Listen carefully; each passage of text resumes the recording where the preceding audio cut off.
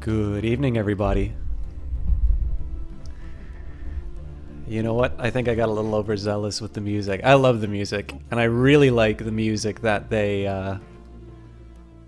added for Synthetic Dawn. But I think I'm just gonna have to take the edge off a little bit.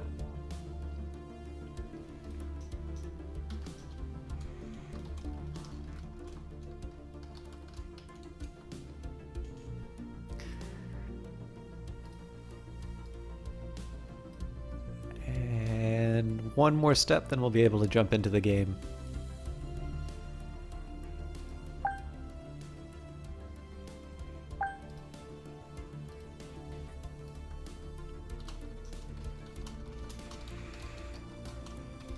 Hello, Mango Duck.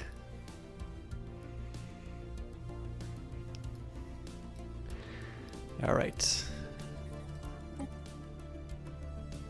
We are back to the Tecarus multi-system. I don't quite have the heart to delete these saves yet, but I probably should. I do sort of want to finish the Mishar at some point, but you know what? I'll kill these. Oh god, I don't even remember doing these guys. This is when I started with Johnny, so we should probably redo that. This is the one I did with Dynamike, so I'm going to redo that as well. And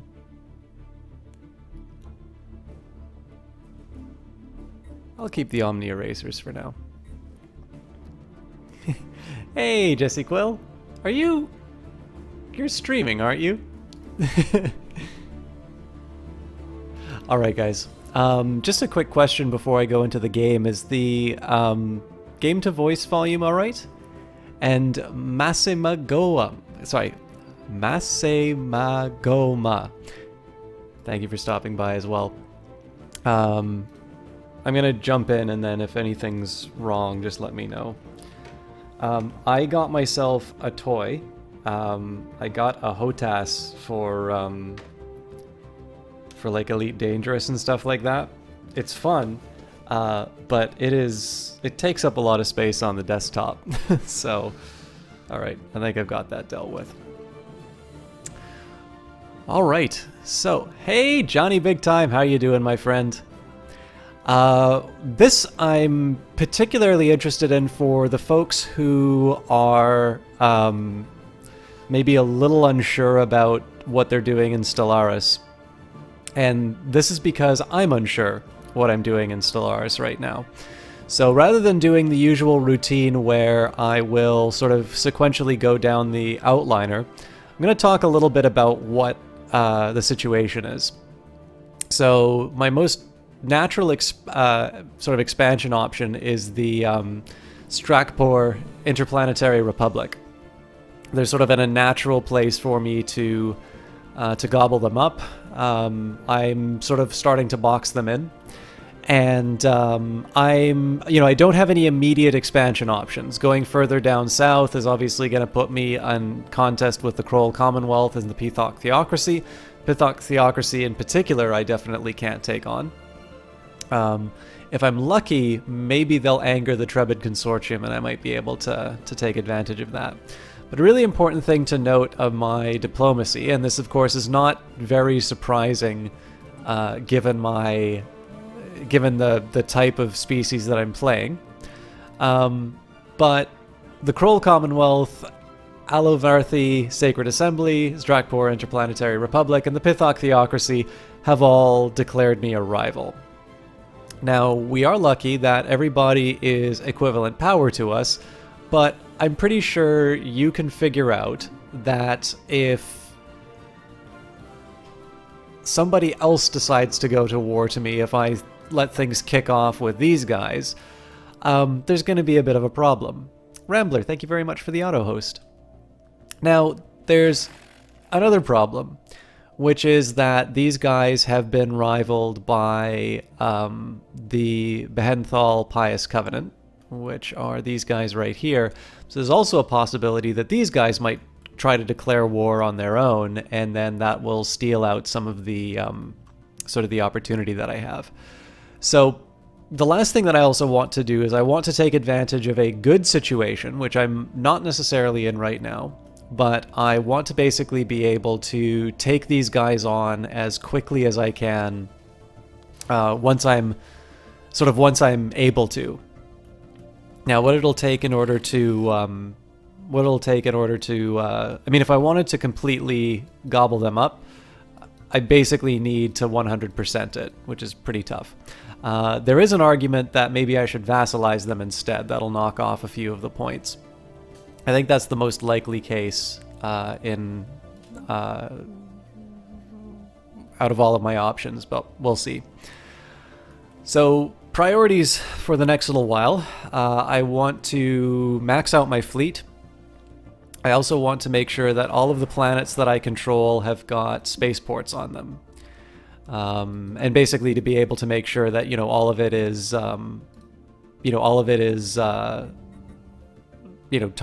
top tier.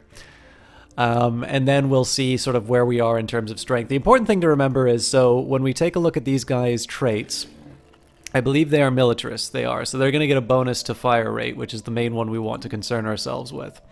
So that means that I should take the spaceports that I have, and then I should add a little bit. So I need to make sure that I've got 1.1k in my fleet, which I do, although it's an even fight, basically. So I'm a little concerned there. And then I also need to deal with the fact that they're going to have a fleet of their own, and they're not just going to sit by while I take over all their stuff. So it's a bit delicate. If one war starts, it's likely somebody else is going to pile on. I have an incentive to take these guys out and sort of gobble them up, but I want to make sure that the Kroll don't take the opportunity. So we'll see how it turns out. Now what we'll do is we'll just sort of head through each of our planets. 0-1 is sort of in its ideal place as far as building is concerned. And what I kind of want to start focusing on a lot is military production. So as long as I'm basically closer to my military cap, I'll be happy. I'm not sure if I want to start putting the points towards any other upgrades. I feel like I'm going to hold back on these upgrades for a little while and instead make sure that I'm maxed out on my... So I'm just taking a second here to make sure that I've got my... I also need to make sure that I'm building Unity buildings, so...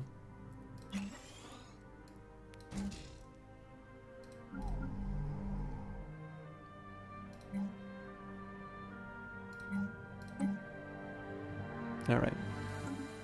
So yeah, I think what I'm probably going to wind up doing is I'm going to try and max out my fleets and my spaceports, and then I'll start putting some points back into infrastructure. I don't think I've overexpanded, but I'm definitely sort of at the limits of what I feel comfortable working with. So I'm also going to park the construction ship for a little while for the same reason. Now, in likelihood, me maxing out my fleets are still not going to be enough to start that war, but we'll take a look. One of the important things, too, is that I can take out... One of my main motivations for going for, let's say, the lighter goal of taking out... these sorts of systems, to do the vassalization, is that I can't access 2 of their planets. Now that can change. Like once the war starts, I'm obviously going to be able to fly in and do some damage, and then I'm also going to be able to build up some wormhole generators. But I don't want to bank on my opponent just sort of laying passive while I take them on. So there's going to be a little bit of basically of infrastructure. that's going on. I'm going to take a quick look to see if there's anything easy that we can pop off. I think I need to wait a little while before I send the second machine fleet in. Because obviously if I take a fair fight, it's possible that I lose some units, and as a result, that's some lost, those are some lost minerals, which I don't particularly want.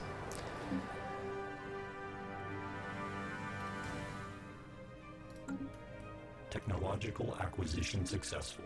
Alright, so we got our new spaceport level again. This is following our more militarist approach at the moment here, so I can just careen straight into Spaceports 4, but I think for half the speed, the improved armor strikes me as the better option. Alright, so how long does it take me? It's a little over a month. Well, I need to wait for it anyway.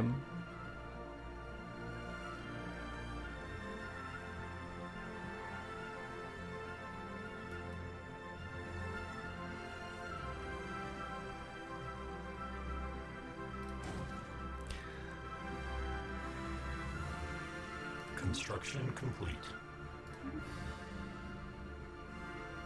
Anomalous surface variability. There's a significant amount of debris in orbit around this gas giant. Most of it appears to come from long-lost starships of various configurations. I didn't see the... Oh, it's a level 1. I'm okay with that. So obviously these two planets are very tempting expansion options. I'm a little less worried about Olespi because... or is it... I'm going to say Olespi. Because it's already within my borders. Hixam, it's a small planet, but it's got the primitives in it. Construction complete. Also, I'm going to get a little short on influence, so I need to be careful in terms of how I do that sort of the next few turns. Construction complete. Once we're done the fleet construction, which will be one more ship. What I'm going to start doing is saving up my minerals and making sure that I've got spaceports on all of my planets.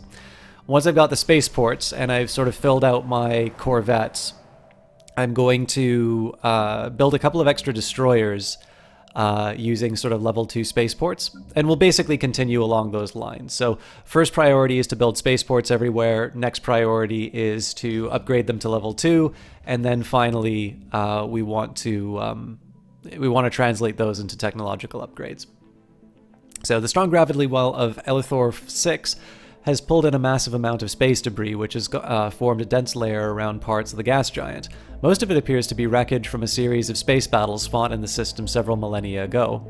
Scavengers have already scoured the debris of valuable technology and artifacts, but a mining station should be able to recycle the metal. So that makes this another tempting target for expansion.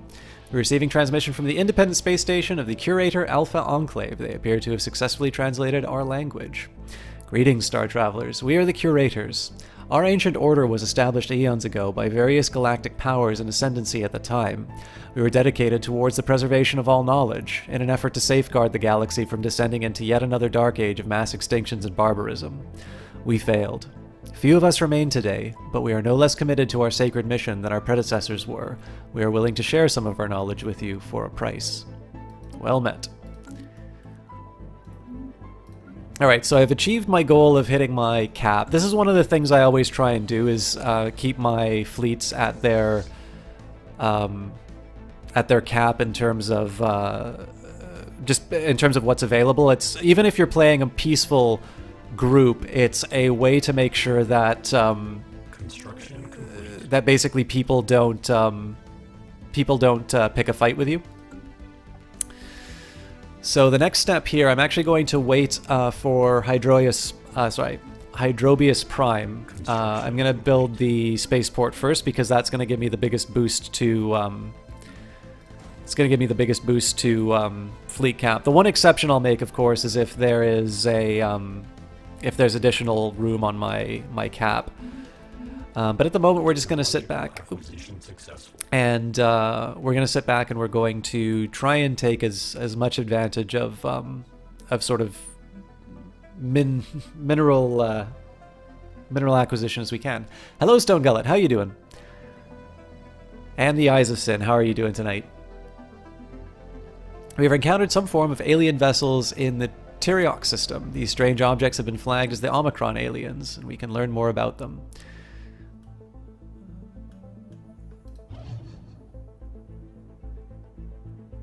I don't see them yet. So what are we giving up? Tile blocker? I mean, I do want to use that tile blocker, but we aren't going to... Well, obviously, I'm waiting for the minerals, so it's not like I'm going to clear any tiles for the next little while, so we'll start the research. And we've got basic combat roles, so active matrices tuned for specific combat-centric tasks, greatly improve management efficiency. How am I liking Synthetic Dawn? I like this quite a bit, Stone Gullet. We got to play it a couple of weeks ago. I'm still on the species that I created for that. For a story pack, I mean, so I like the story packs full stop. I think they're really, like, I like Leviathans. I think Leviathans ran into a little bit of a problem in the fact that it was less obvious to people what the big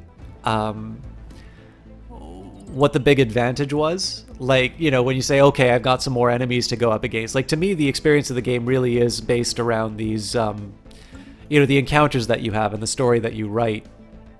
I think the thing that that really sort of... So, like, again, I was pretty much sold on that. I think the thing that really got my attention about Synthetic Dawn is just the inclusion of these, of the robot empires really... like, in one sense, you know, it's another hive mind. You can say that about just about everything, but like that headliner feature alone, I think really, like, it really makes the game something special. So and I mean, all the extra stuff is gravy, right? But yeah, I don't know. I mean, maybe this is the time that I disclose. Like, obviously, I got a key from Paradox, so take you know, take that with as many grains of salt if you feel that my opinion can be bought. But no, I mean, like, there's, you know, I think there's plenty of ways that it could have been done poorly or become uninteresting. And I've been gobbling it up. I really like playing the Machine Empires, and I think they're really interesting. I think, like, they're not just, you know, they're not what I said. Like, they're not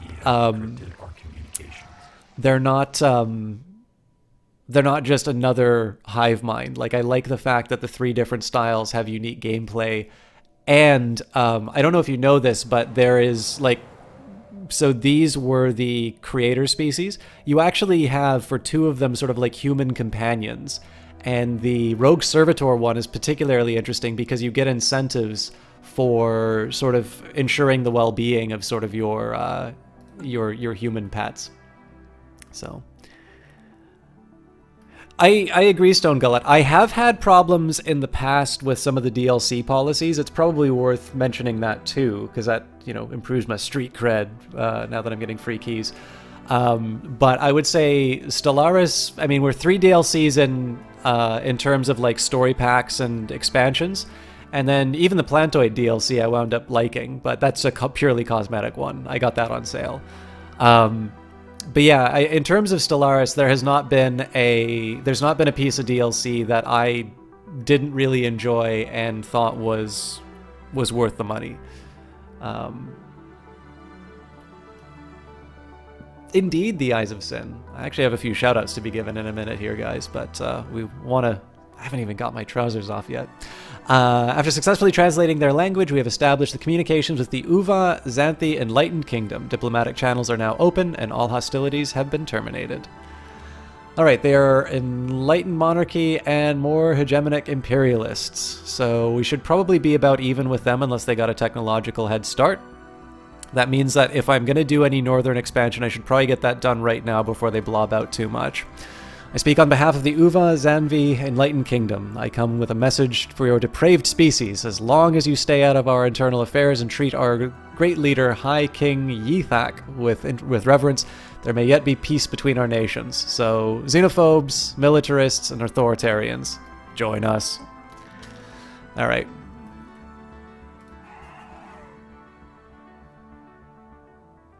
Technology level superior.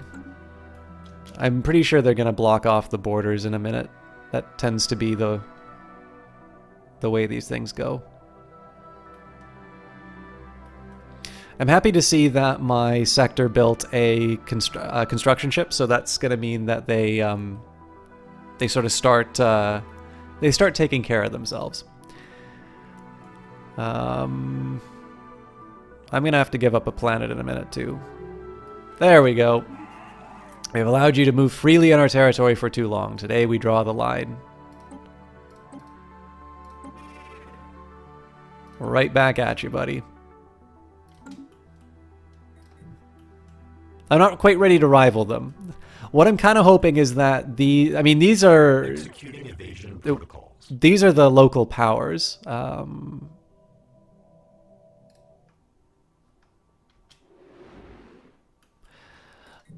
I've got a pirate problem in the south as well. So the Pithok and the Uva Zanvi are kind of the ones that I need to worry about a bit. But the good news is that they're close to the Tribid Continuum, so it's possible that they may overstep. Okay, and we've gone over our border, or our limit again. There's a pattern of unusual sonic activity on Gozam 3, so we'll research that. Now I have a bit of a decision to make. I think I said I was going to give up Beetlejuice, so let's just take a quick second here and see if there's anything else I want to do. I mean, there's a lot of things that I'd like to do to improve this, but I think it's time I just admit that the AI will probably better manage this planet than I do, and I can upgrade the spaceport even once I hand it over. So we will go to the sector manager. I'm going to try and be a little bit better this time around about making multiple sectors, but we'll see whether or not that actually happens. And let's see what happens to my my ledger. Yeah, I can accept that loss. I don't think I'm going to give them like Ishtrum or something like that, but I can live with that that loss.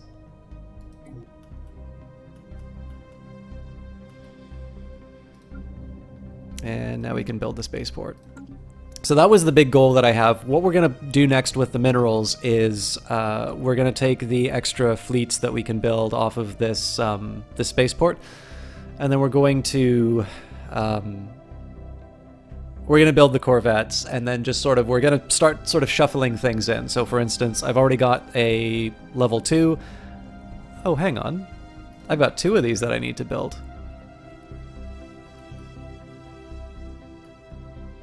I've been ignoring this planet completely.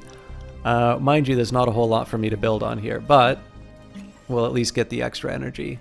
These are fairly cheap upgrades, because a basic power plant's only going to cost me 25.5. This will also be good for social research if we get Xenozoos. Oh, we can only get Xenozoos if I upgrade the building. So we'll be waiting a while on those. I've got an idle science ship. I'm happy about that.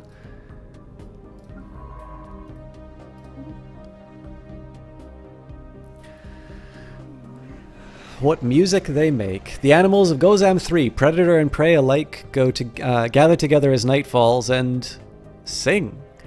The howls, clicks, chirps, roars, and hisses are discordant, to say the least, but there is a recognizable melody in there, and not a bad one either, to hear the crew of the ISS Vendeka tell it. The non-sapient choir is obviously the work of some alien entity, and we may never know their purpose in altering the fauna of Gozam 3 this way. We may, however, be able to at least start to figure out how they did it. I think that must be new in Synthetic Dawn. I don't think I've ever encountered that before. Alright guys, while we are waiting for the next few phases in our plan, let me tell you about a couple of casters who I really like. We have got Johnny Big Time, an incredibly entertaining gentleman. He never fails to put a smile on my face whenever I watch his cast. He has just got this incredible ability to find, I say find the fun, but also find the humor in everything. Some of his playthroughs are just my straight up favorites of any Twitch playthrough on things. He is one of the most clippable streamers I see. He has got an incredible ability to smack talk a game with the best of them. He is one of the most entertaining casters I know, and he's somebody it's odd how sort of life turns out some ways. It was entirely possible that I would not have run into him if it was just even off by a couple of months or something like that. I would never have really had the opportunity to get to know his cast. So I'm really happy that I had that opportunity.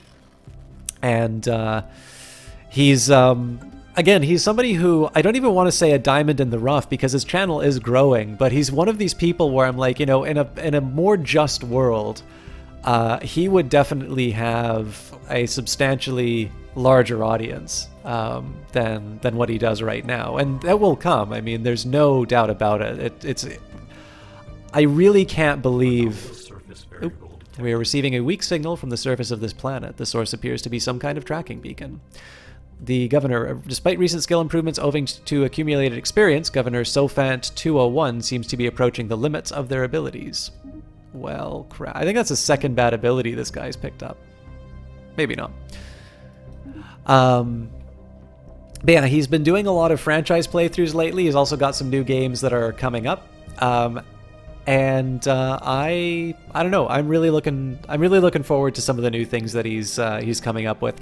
It's also worth mentioning he's played a couple of games. A small rectangular object on the surface of this planet is deflecting all scanning beams like a mirror. Our senses are unable to determine its material composition.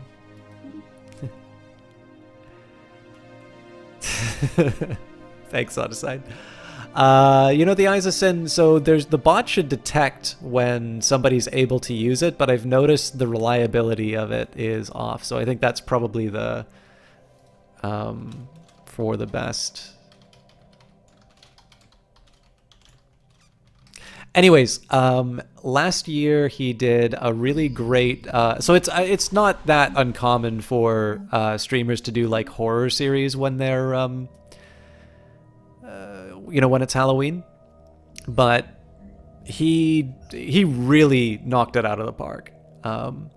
Despite a small short-range transmitter has been located on the surface of Detheris 2. It appears to be an ancient survey marker, placed here eons ago to mark a large deposit of precious metals. The miners it was meant for evidently never arrived, and the deposit is still here. So we get a nice 4 minerals. What was funny about it is we actually had a lot of overlap on some of the games that we played. So I'm going to make an exception to my military rule by building a mining station here, just because I do want to get the bonus hull points for mining this resource. But yeah, he played Soma around the same time that I did, and we had 2 totally different takes on the game.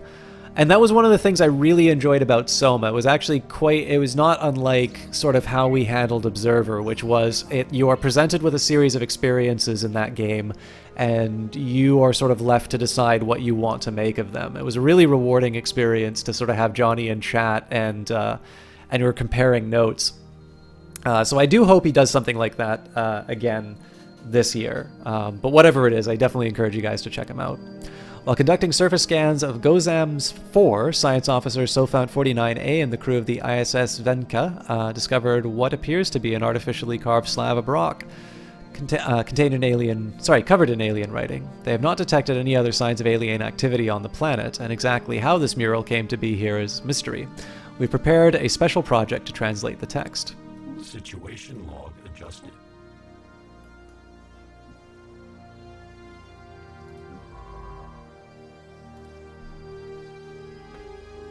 After they're done scouting things out, we'll do the research. Now, not to be outdone, we have got the lovely Miss Eyes of Sin, who sort of came to this cast from the sound of my voice. No, came to this cast from a charity stream that I did with Jessie Quill, and she was a moderator in there. She was definitely really friendly and was really sort of encouraging. I need to be really careful about this. What do their non-aggression packs look like? System survey complete.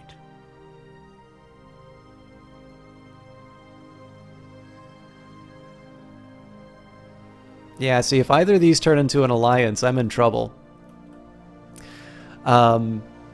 But she was really encouraging during that presentation. She liked the rapport between Jess and I, which I like because I think very highly of Jess, and she's definitely given me a lot of support as a caster. But what I didn't know at the time was Eyes of Sin is quite a talented caster in her own right. She is an artist. She does emotes. She does... Actually, I mean, I'd encourage you to check out her blog. I don't have it offhand, Eyes of Sin, but if you'd like to share that in chat, feel free to. But yeah, she's just a really... First of all, just a really, really nice person. I shouldn't say surprised, but I was delighted by how good of a caster she is. And she was playing a game which I loved on my tablet called Super Brothers Sword and Sorcery, which was... it's a really unique sort of Canadian game. It's a little hard to describe. It actually did a good job of sort of incorporating a lot of the sort of the things that are unique to tablets, like touch controls. There were some puzzles that needed to be solved based on the time of day that it was, or like the time of the month. Some of the puzzles relied on the phases of the moon. Just overall, a really fun game, which I'd never kind of encountered anybody else who had played it. And Eyes of Sin was playing it lately. It was a lot of fun to watch her play it. I will also add, she's a very comely milady. So if you happen to think that appearances are something that matter in a caster, which if you are here, you clearly do not, you also happen to have stunning visuals for both the game and the caster. But on top of that, I think it's maybe overstated how easy it is to be a pretty face on Twitch. I can tell you, maybe not from experience, but from others' experience, that this is not the case. But one of the delights of somebody like Eyes of Sin is her looks are probably one of the least interesting things about her, because you need only have a conversation with her for a little while and see a very unique perspective, a really interesting way of expressing her ideas, and a lot of that kind of comes through in terms of the cast that she's doing, whether it's an art cast, Diplomatic alert. whether she's Military playing... confrontation detected. This is encouraging. Whether she's playing Pokemon or whether she's playing Super Brother Sword and Sorcery, it's definitely worth it. So I encourage you all to check out these two wonderful casters. Some kind of unknown structures are floating in the gas giant's upper atmosphere. They appear to be using aerostatic lift to remain buoyant.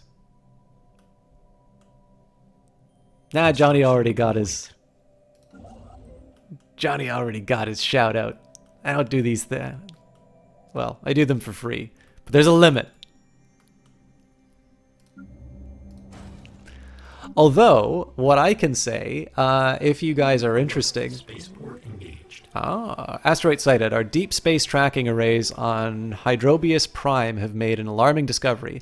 A large asteroid is heading towards the planet on a direct collision course. Should it impact the surface, the consequences would be disastrous. The asteroid must be stopped before it is too late. To arms, my brothers.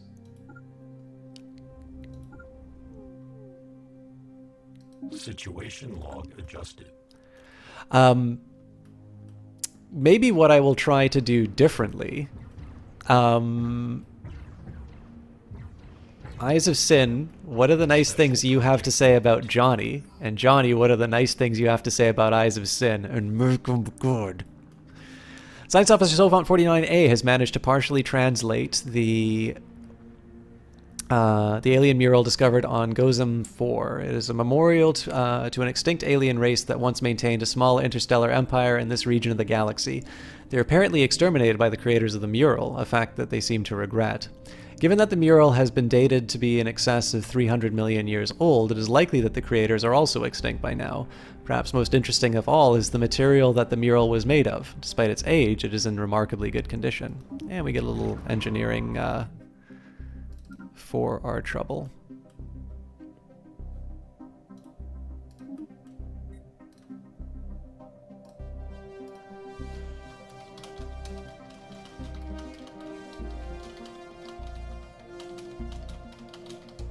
Construction complete.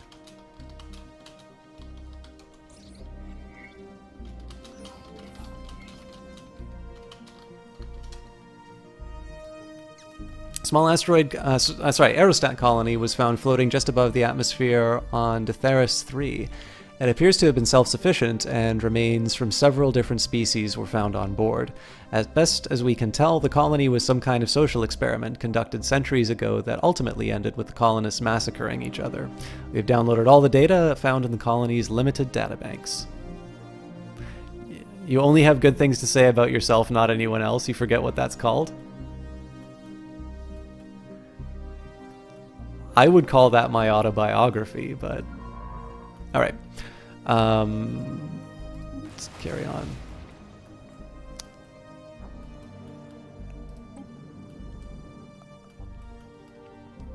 The asteroid that was approaching Hydrobius Prime on a collision course has been destroyed. No planet-side units or structures have been affected by the event, as any inbound debris was small enough to disintegrate on atmospheric entry.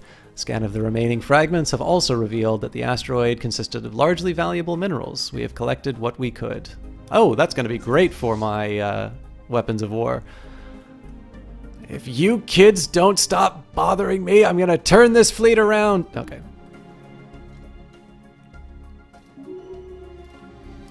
Alright, so let's turn this into weapons of war.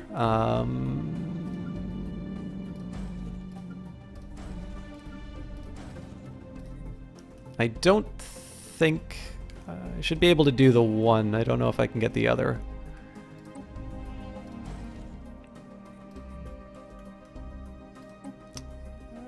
And that's why I don't have a job that involves math, right guys?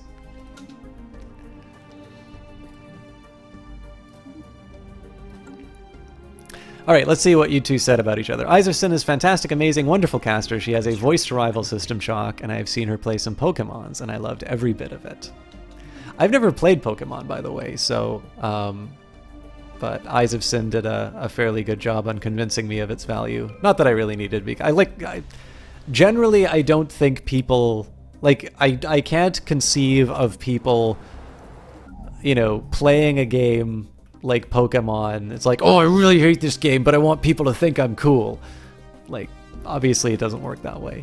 I guess the dense jungle might make sense. I'm not going to feel good about it, but I'm probably going to do it. That or the biolab.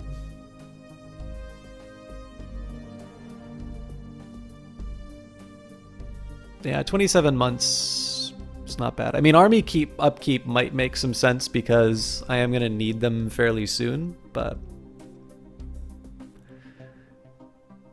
I think I'm just going to accept it. All right, next up. Don't have any kinetic weapons. Let's do the machine template system.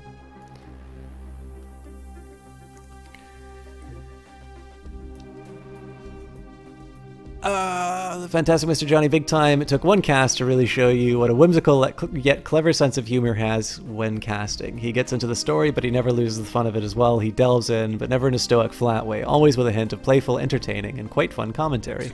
A man of clever whimsy. Construction complete.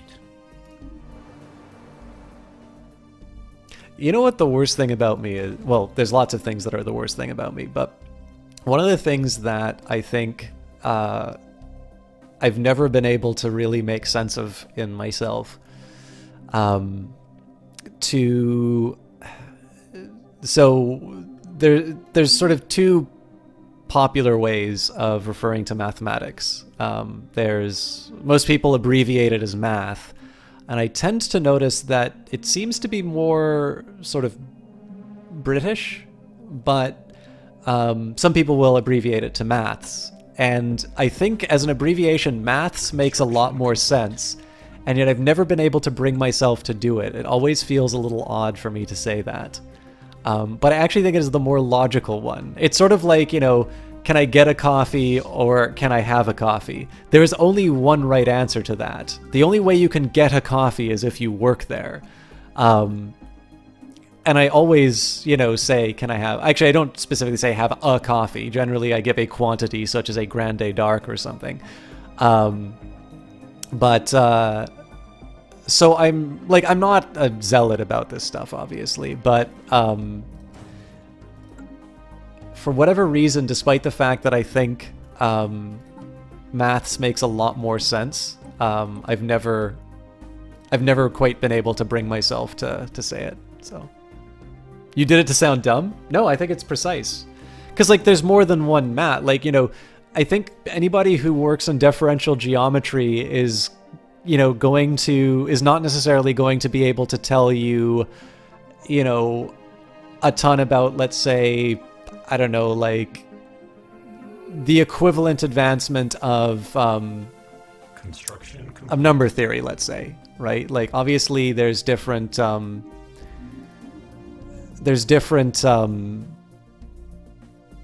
areas of expertise. There's some fundamentals. I mean, everybody's going to know the principles of logic, and they're going to, they're going to work. Okay, this is encouraging. I almost kind of want to jump the gun on this, but I know I can. Construction complete. I know I can push this a little bit more. Also, I need to start getting some armies. Once I hit my fleet cap, I think I'll kick this off. I mean, the other thing I could try and do is hit the frontier outpost. Now, Complete. the way I'm going to screw this up is if I do it too early, so I'll maybe hold off on the invasion fleets, or sorry, the invasion armies or anything like that. But I don't want to drag my feet on the actual invasion part. If I can take down their spaceports, that's the biggest priority for me. And I want to do that relatively quickly before they build up a resistance to my System survey complete. to my weapons. Even at the expense of not expanding. The one thing I don't like about this approach is that I've really ignored my economy. But I'm sort of at a point now where I can build about one. It's realistically when I'm at this base level here, I'm building one every 2 months. But the amount of time that it's going to take me to sort of build up my infrastructure to a point where I can, where I can afford one ship a month is going to be a little tough. Isaacin says, you're quite capable of figuring out sales tax before you get to the register, you think, though now you live in a state that doesn't have sales tax, so there you go, I suppose. Yeah, I've lived in Canada, probably 2 of the more taxed provinces. I'm not particularly bothered by it, all told. Complete. Do I want to build the solar panel? No, I do not. We're going all in on this. The Zono is not doing anything. And I think we've run out of things to investigate for now, unless I want to start killing some aliens. So you are going to go help with research.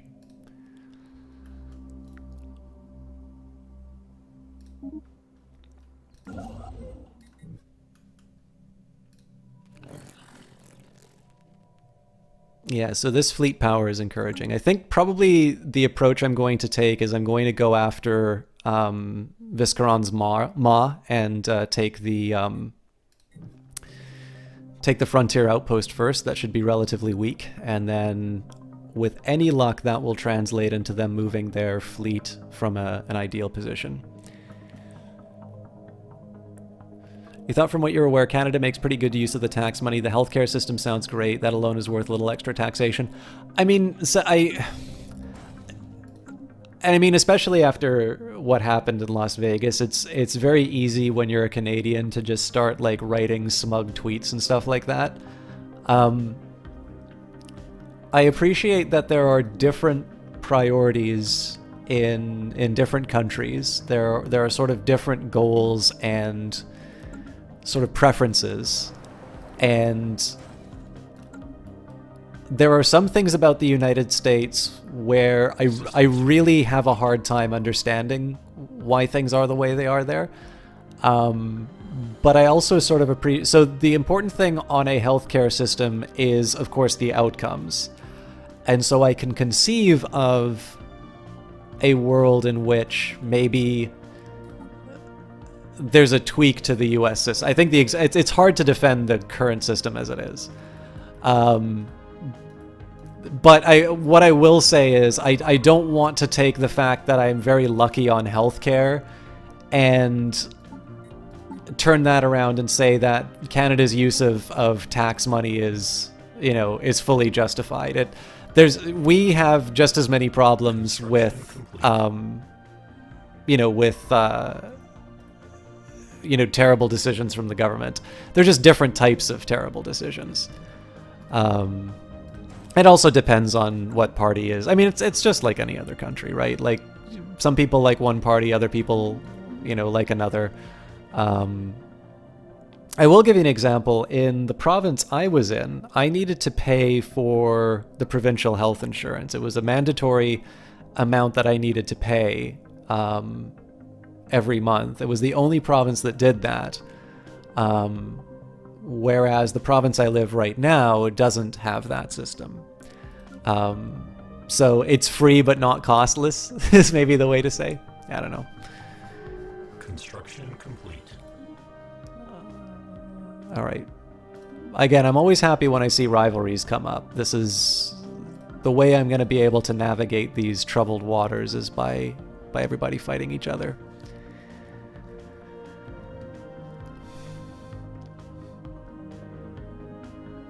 But I mean, I guess one of the biggest things that I can say is that the present challenges notwithstanding, I do think it's like I can see why there were so many people who go to the United States, when they have a good idea or a business that they want to start. Like it really does have a lot of opportunities for people. And construction complete. The worry I would have would more so be about like if there is a day when that magic spell goes away, like where people don't really feel like they have the opportunity, that the system really is rigged or what have you, that would, I think, be a tremendous shame. I would admit I'm fairly reluctant to, like, if somebody were to say to me, it's like, maybe you can go work for like Rockstar Games or something like that, but you'd have to live in New York, like I'd be a little reluctant to do it right now, and that wasn't always the case. But then I also think like there's a lot of, I mean, not that I particularly aspire to a career in game development, but then there's also a lot of really interesting game development going on in Canada and across the spectrum, like both AAA and indie stuff. So yeah, exactly. The Eyes of Sin, like Construction complete. That's very sir. You admittedly have a romanticized view of Canada. Here in the U.S., many folks paint your country as a beautiful lands of trees, healthcare, and open-mindedness. I'll definitely say, actually, so this is one of the biggest, I think, it's great PR on Canada's part, but I actually think the open-mindedness is sometimes overstated. Like, you can, in some senses, I think that's absolutely right, and I'm very proud to live in a country like that. And in other senses, I actually think it's something that isn't there. A great example would be, I can't remember where this study was done, but I was really surprised to find out that apparently the Aboriginal incarceration rate looks very similar to the United States, sort of the black inmate population. Like the native rights has been a very contentious and very difficult issue at times. And I think one of the things is that where the United States seems to be broadly conscious, now again, there's a lot of bigotry, there's a lot of very ignorant people, but it seems to be something where there has been a and I mean, I am sort of speaking out of turn here, right? I'm not really somebody who should speak with any degree of authority on these things, but I think in the case of the U.S., there has been sort of there's been the civil rights movement. There is a consciousness of the problems. And I think one of the big things, like especially now when people are sort of questioning the idea of democracy and its value or something like that. Like, we can go back to a book that I think has been treated very unfairly by people, which is Construction complete. it's Francis Fukuyama's The End of History and the Last Man. And one of the big things for me is that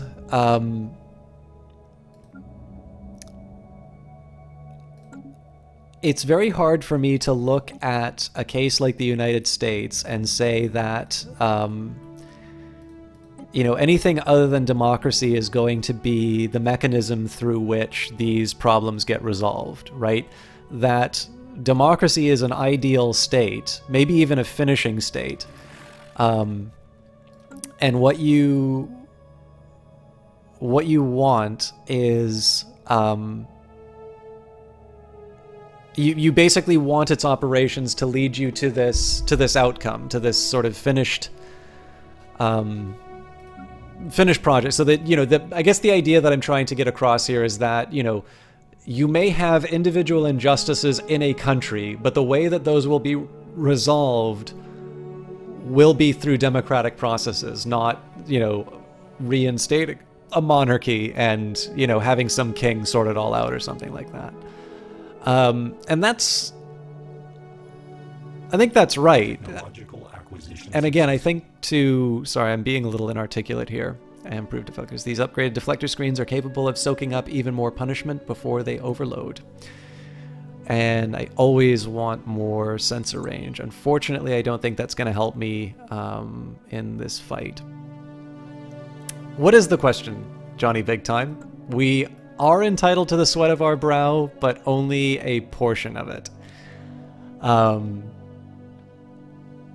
yeah, I guess the biggest thing that I can say is that it would seem to me that the United States would overcome its history with slavery and the sort of the racial tensions inside of it when the people are aware and ready to sort of take up that struggle.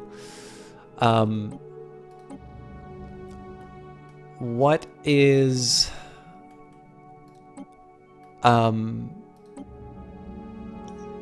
less clear to me would be, let's say, the case of Canada, where somebody like me can be very surprised to see sort of certain statistics about our, the status of our Indigenous people. And like in this case, I don't even know to be appalled by that sort of information is sort of the idea here. And it's, again, I think it's just one of these things, like every society sort of needs to work through that. But it's I think it's one of the big oversights in terms of the Canadian open-mindedness and everything's great up here. I think in some cases we're either willfully blind or we've not done a very good job of navigating some of these issues. So, anyways. You've lived in quite a few places in the U.S. Each state is a bit like a country on its own in its own way. Some places you've loved and adored. Boston was weird, bustling, varied city, but you loved it despite its rough edges. Louisiana and Utah you hated for a variety of reasons. California is open-minded, but in some ways very shallow. As long as you are pleasing to the eye, you can have the world in California. You can do no wrong, but you will be treated like a revered porcelain object. But that's just one perspective. I mean, I'm not above putting a milady on the pedestal, but I see your point. No one likes Florida? I'm pretty upset with Florida. Johnny got to see me stream on that evening. I'm gonna warm up my fleet a little bit. Let's assign an admiral. We'll get somebody with a rapid experience gain. Hostile fleet assets engage. Oh my god, so many missiles. I might have to rebuild.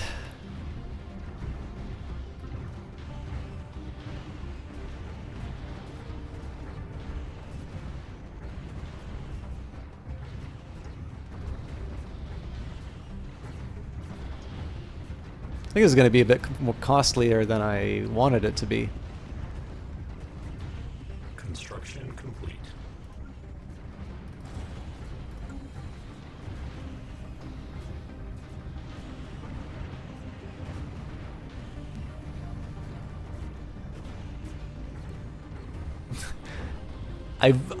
Let's say I don't dislike Florida so much as how they cast their electoral college votes.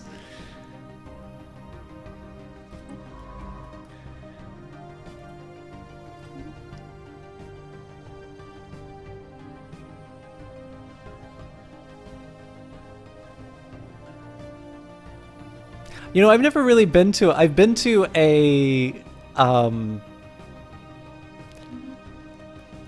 I've been to a theme park in Australia, but I've never been to. I've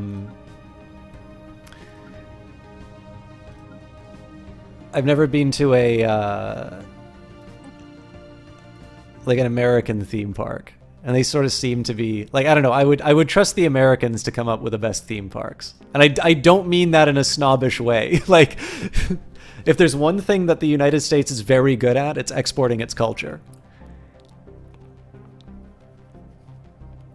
Construction complete. Actually, that's another thing I need to say about Isis, and I think one of the reasons why I like her perspective so much, and I think one of the things that has sort of led me to get so much out of our conversations is she, I won't say is surprisingly well-traveled, because it does not seem like a surprise at all. You know what? I probably lost my... No, the salvage is still okay. She is quite well-traveled, and Construction complete. I think in some cases that's why she... I think that's why she has the perspective that I value so much. Last time you went, you were babysitting, about 17 at the time. You were nervous, and one of the costume characters tried to cheer you up. You started crying. You was a near-grown woman surrounded by children she was meant to take care of, crying like a scared child. Fair enough, Mango Duck. And 66 Scrubs says trust the Americans. I trust them to build theme parks.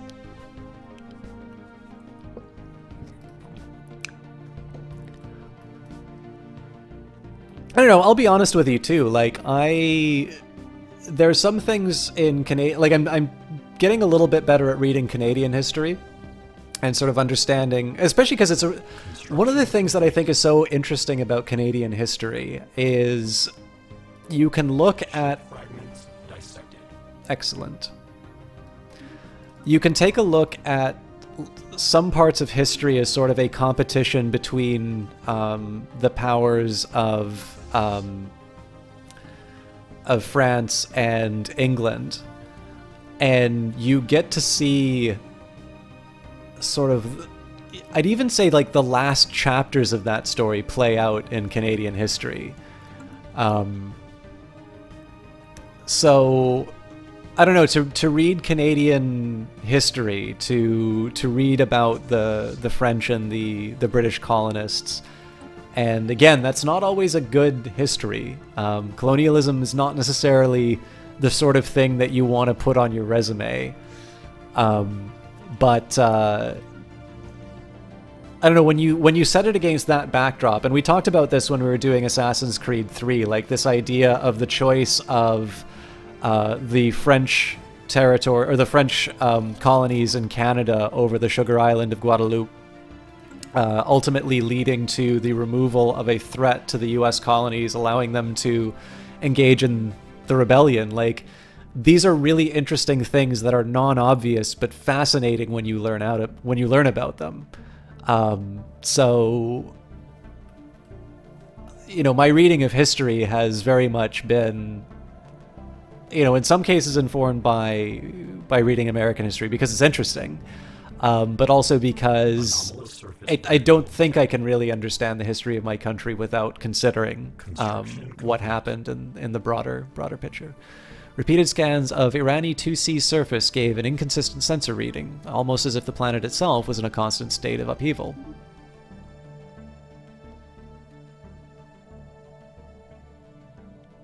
Isaacson says, I wholly blame your mother's wanderlust on the traveling that you've done. She had a... I'm going to need to decide something. Sorry, son, I'll get back to that in a second. Animal Evaluation Laboratory. I mean, this is pretty tempting to get because of the Unity. Colonial Centralization.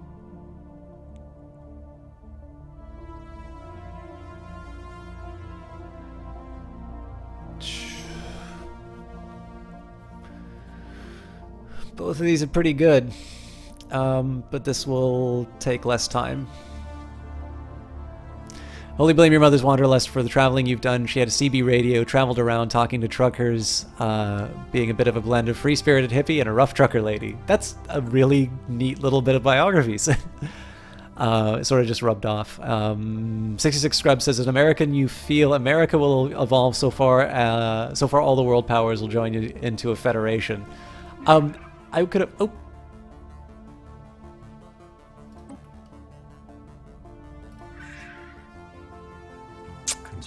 I don't want to piss them any more than they are, but I have a feeling as soon as I go to war with them, they're gonna try and take me on. I believe that closer at the end of the Cold War, but I don't see the current I don't see the current administration as being a particular federation builder.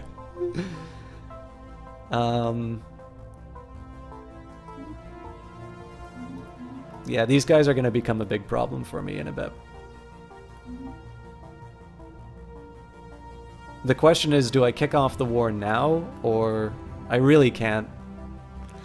I'm willing to wait to build up the fleet again and upgrade them, but you know what, let's just wait for the 417.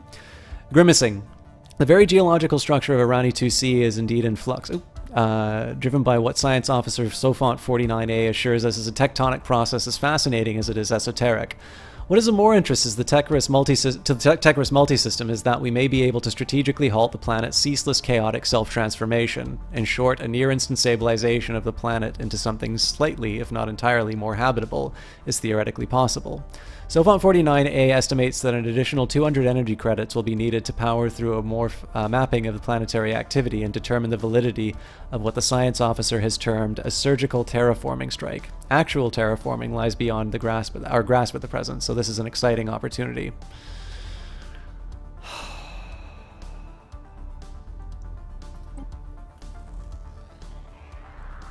I really like this track, by the way.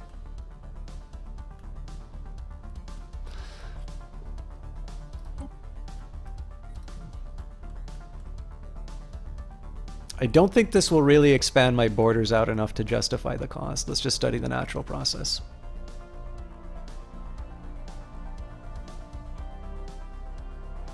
You know, Mango Duck, if you play, so if you like Paradox games and you play,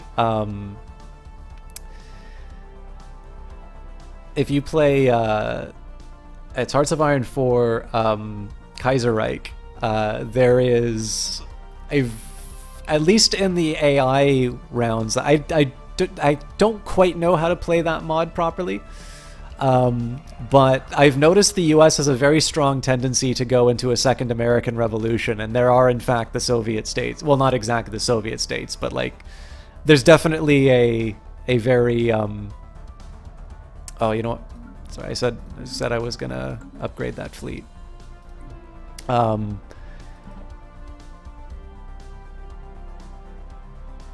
Well, I mean, if you think about it, the EU is kind of already that, I would say. There's a really good talk, actually, so I realize that it's going to be hard to convince a bunch of people to watch a Nobel lecture, but when Thomas Sargent got the Nobel Prize with Christopher Sims, he's got a really interesting talk on, he examines the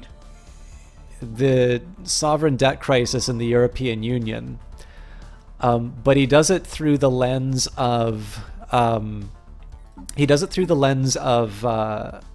sort of the U.S. after the Revolutionary War, and you know, basically all the debt that was around there, and the idea of sort of whether or not there would be a national bank to sort of bail out the states and the grand project, and what that meant for sort of the incentives to do that again, and so on and so forth. It's a really interesting lecture. Ship augmentations completed. And I mean, in some cases, it certainly wouldn't be the first time I'd hear people refer to the EU as like a United States of Europe.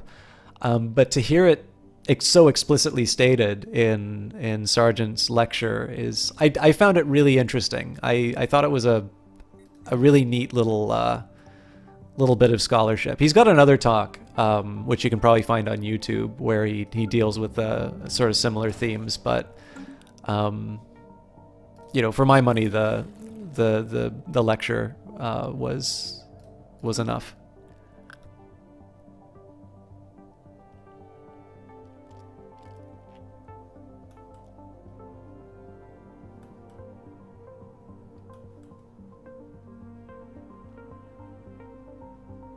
Well, see, that's actually a really interesting point that you raise, 66 Scrub, because it raises the question as to whether or not technological superiority, for lack of a better term, is a necessary condition for being a sort of this coalition builder. Because, of course, one of the things that's really interesting about Canada is its status as like a middle power. You have things like, let's say, the Suez Crisis, for which Lester B. Pearson got the Nobel Prize. Sorry, guys, it's Nobel night tonight. And in that case, like, I don't think anybody really says that Canada is a world leader in technology. I mean, yeah, we've got a few things that we can sort of like, say, yeah, that was us. But like, I don't think anybody looks to Canada to be, to produce a new Silicon Valley or something like that. And yet it's, certainly Canada's ability to be sort of this negotiator, or to be this sort of consensus builder, has been at least a historical role that it's taken. But on the other hand, I would also say that, like, one of the big things is that a lot of the liberal world order has sort of relied on the United States taking this very big leadership role. I think that's why people have been so upset by, by sort of these populist groups, because it sort of feels like, the Americans got everything, right? The world was sort of shaped in this way that they would want, that they'd want it, and it's sort of to their benefit, and then they're turning their back on it.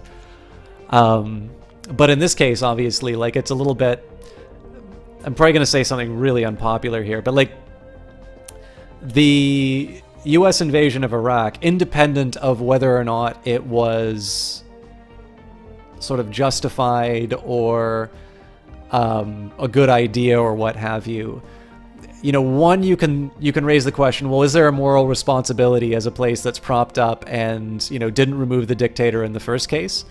Incidentally, James Mattis, who I have a great respect for, I think would disagree with that view, because I think he thought one of the virtues of the first Gulf War was the fact it had a clearly defined goal and there was no mission creep. But again, there may be a certain responsibility for what happened afterwards that some might feel. And on the other hand is that, like, let's imagine for a minute here that, it was a case where you could see some path to where there's some UN sort of mandate or whatever, or you get this consensus in the global community to do this. Like, let's face it, it's the United States that supplies the troops. And it's, as much as I liked Obama, I always sort of felt the one big failing was, I think he wanted to try and move away from this role for the United States. And I don't really think the world is built in a certain way where the United States can sort of abdicate that role. But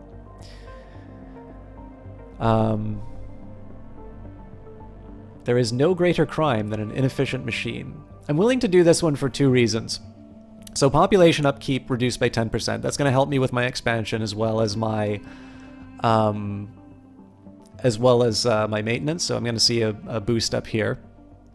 Now, ship build speed, build speed, tempting, but one of the biggest problems I'm having right now is I'm hitting some resource constraints in terms of sort of getting my fleets built. So I think in this case, something that will give me more resources is the better call, and then I'll be getting additional unity when I get the second layer of this. So I'm going to go for the efficiency algorithm.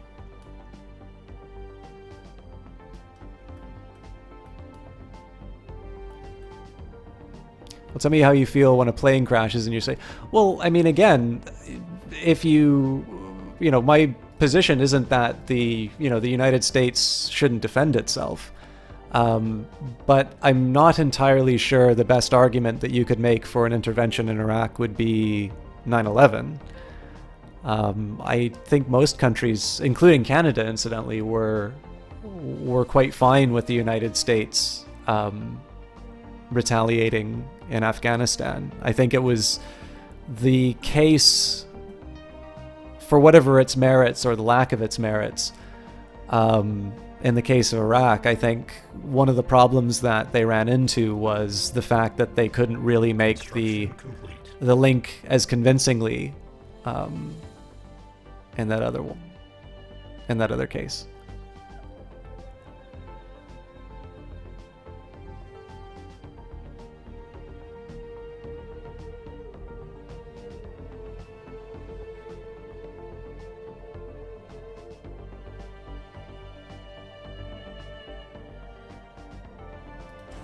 Actually, the other thing that's funny about what 66 Scrubs said in terms of the promise of trade and technology, this is one of the great ironies about the renegotiating of NAFTA.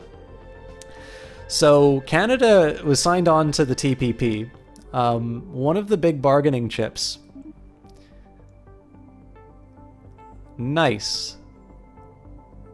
All right, so these guys are no longer going to... these guys aren't going to swoop in and guarantee these guys. That gives me a little more breathing room.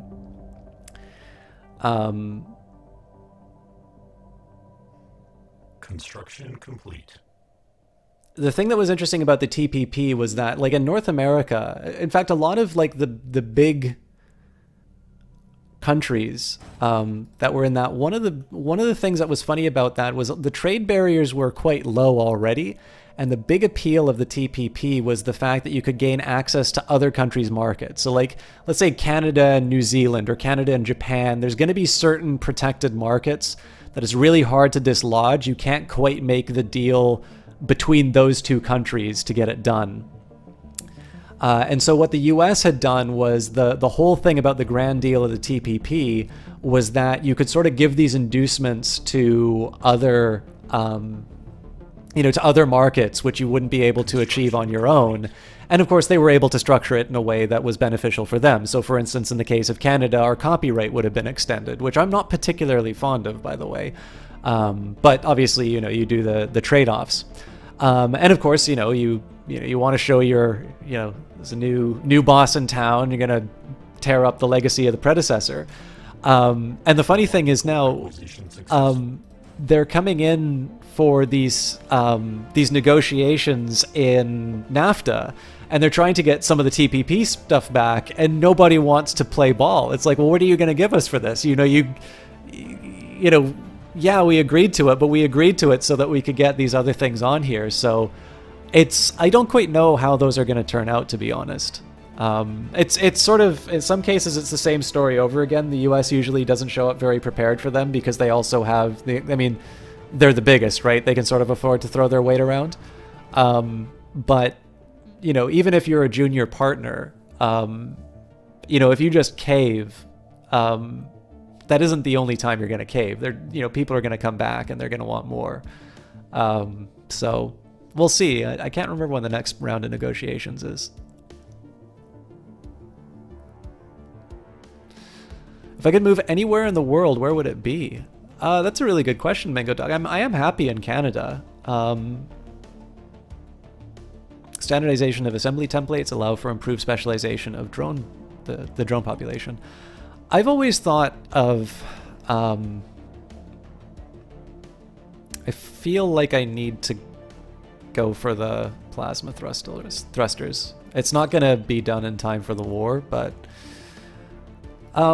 I've always sort of thought of the places I've lived sort of in light of the work that I do.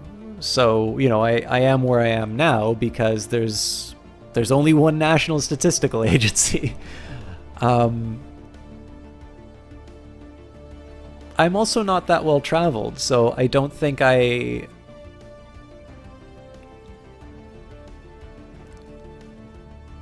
don't really think I have a lot to base that off of. I liked Australia, but I don't think I could really see myself living there over, you know, Canada. I don't see like a major reason to do that. I'm not sure, like, unless I had, again, some big inducement to go to the States, like, I don't quite see why I would move there. Oregon has its appeals now. But oh, I'm losing my senses. Okay, I don't feel great about this. I feel like there's other upgrades that I can do, but it seems like I'm in as good of a position as any to kick this war off. So I don't have any armies yet. This is going to take me a while, but I think what we're going to try and do is we're going to take advantage of the fast warp technology. We're going to try and take out the frontier outpost first, hoping that they reply by bringing a fleet in. We'll head back and repair, get whatever ships we can back in order. And we're just going to kind of keep doing the hit and runs while we can. And ideally, I mean, we only have 4 spaceports to take out. So with any luck, we'll be able to pull this off. A lot of this relies on me being able to catch them when they're not defending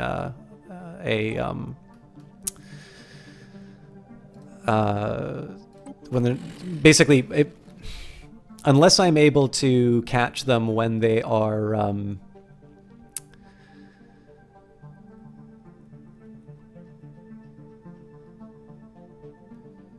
unless I'm able to catch them when they're away from a spaceport, I think there's going to be some trouble, but let's give it a shot. Diplomatic alert. War protocols initiated. Your list is Norway, Sweden, Denmark, Germany. You know, Germany wouldn't be bad, actually. I could see myself... I think there's some things that I wouldn't like about Germany, but I think I can see that working. Portland... Oh, Portland sounds good. San Francisco were both fun to visit. You have yet to leave the States, so I'm sure there's other places you'd like better. Canada and Sweden sound both lovely. Well, you know, I know you're quite tall. I'm still a little taller, which makes me happy. But you might like the Netherlands. I actually, historically, I'm really interested in the Netherlands, but I don't know enough about the country to say whether or not I would want to live there.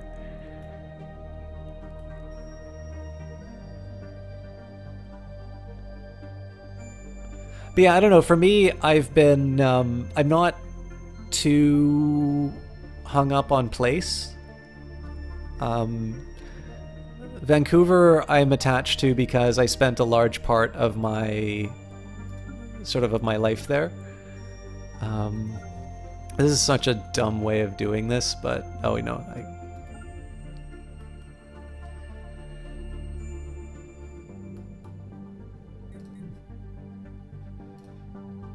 this one I mostly just want to punch the frontier outpost so I can get an early win on them and hopefully draw out their fleet.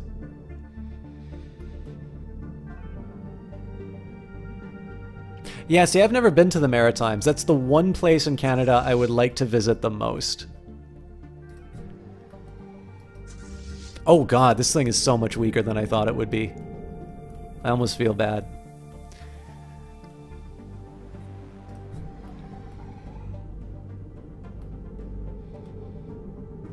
I'm a little tempted to start building corvettes right now, but I should be disciplined.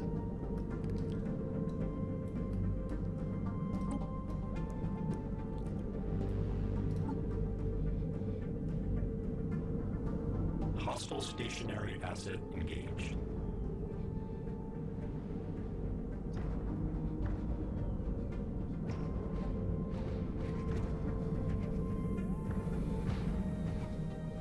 Okay, so I think they've got kinetic weapons.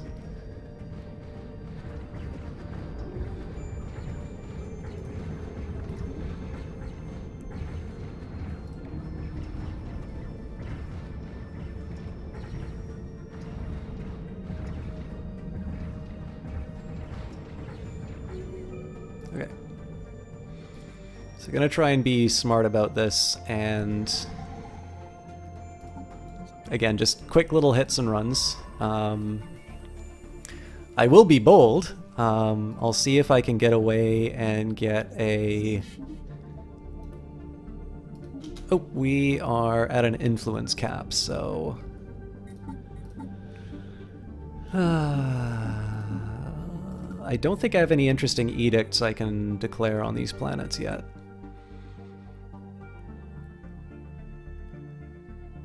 Well, I can get more energy.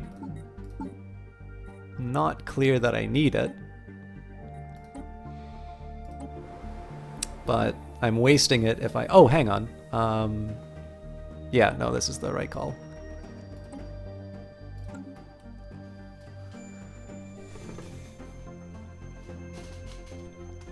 Oh yeah, Beta Zion? I visited Winnipeg for a little bit, but not...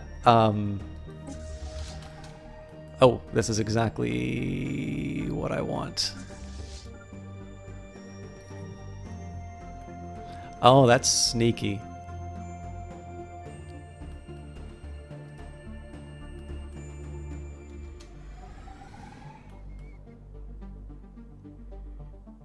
I'm not sure I'm going to be able to reach that in time.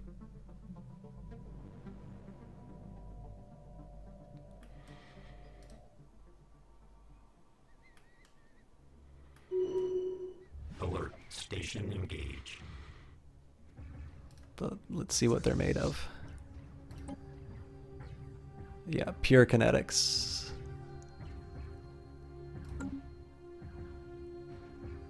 So I mean, technically what I should do is I should completely armor up. So Rotten Potato 42, thank you very much for the follow.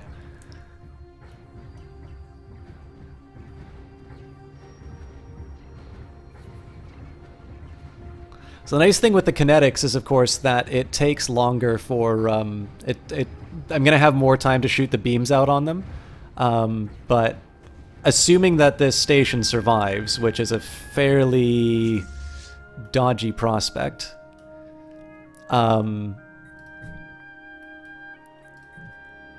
if it survives, this is like a big win for me. Nah, that's not happening. With any luck, I should be able to best reply by hitting them. Why are they unemployed? I think it's because they're cut off. Yeah. Anyways, this is generally good news for me because they're not going to be able to do anything about my my angry fleet coming to hurt them. I am over the cap, which isn't great, but we'll be able to fix that in a minute. Bit design. Actually, the funny thing on this one, I was as a kid, so my family went to church a lot, and so it was sort of for not exactly like a. It wasn't exactly like a Bible camp, but it was sort of like a youth conference for it, for like the Salvation Army. I definitely would not recommend like for a good time unless that's your sort of thing. All right, I took a few more casualties than I was expecting on that, probably because of these shields. But through hard work and experience, Admiral Sofont W12 has developed new skills. Okay. Generally in good shape there, and I have enough to build a new spaceport, so we'll repair really quickly. So what I want to do here, because I've smacked their fleet, I'm most likely going to be able to start dissecting their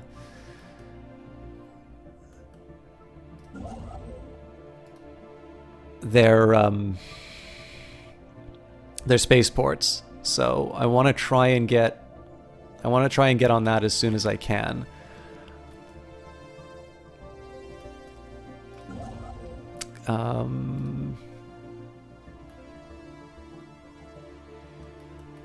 I think every little bit helps, so let's do a wormhole generator here.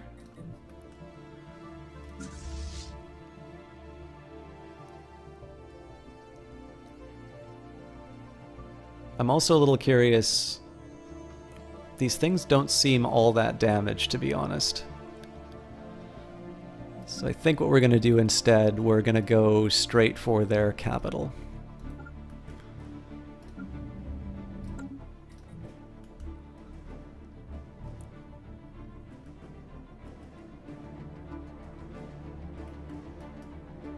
Yeah, Dorncut, this is normal difficulty.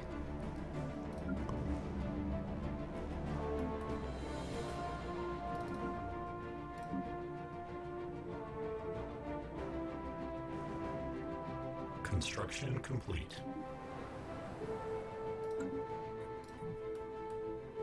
I don't know if I want to throw...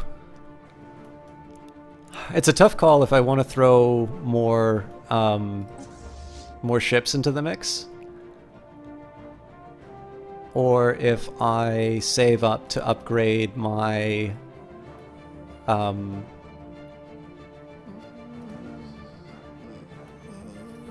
upgrade this again. I think probably I need to keep getting my Logical acquisition successful. Corvettes out. Okay, a little late for cheaper war demand, so let's see if it's the toxic kelp or the dangerous wildlife that's blocking my major upgrades.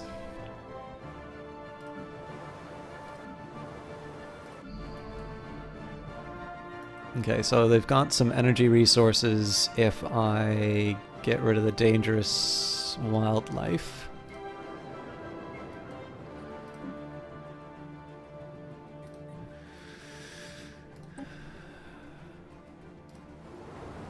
Wait, that doesn't make sense. Oh, this is it really just one toxic kelp? I don't really see this as an option.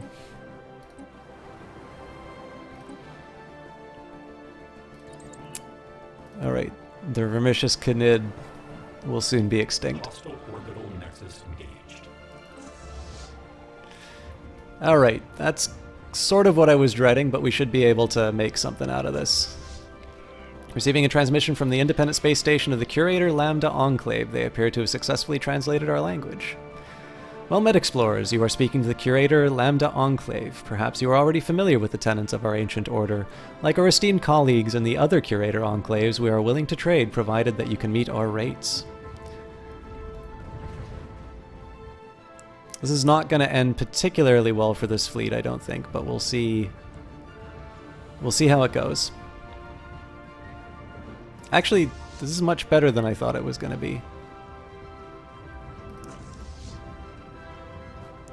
Construction complete. I do, however, need to start building up my armies. All right, so we did lose a ship, but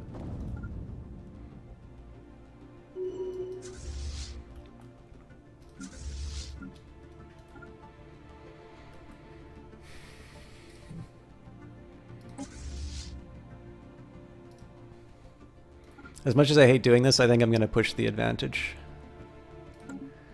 It's going to involve Special project complete. some losses, unfortunately, but we've recovered the sublight probe in Visceron's Maw, the Visceron's Maw system. The sensor telemetry it has collected over the years has provided us with a complete survey of all planetary bodies within the system.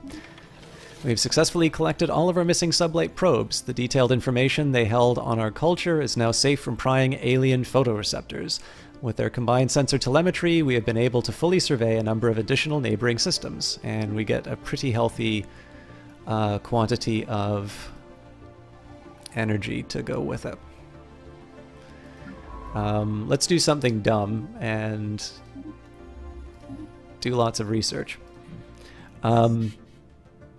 And we're back to too much influence and nothing to really spend it on. I'll do capacity overload. I want an idea of what I'm looking at with the armies. So let's assume a 345 on everything. 6.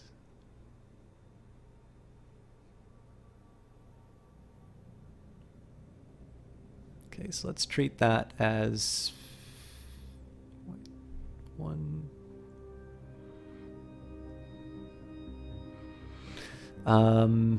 Let's treat that as 10. Yeah, I basically want to build 10 of these things. This is going to take a while. What are my thoughts on the synthetic DLC? I like it a lot.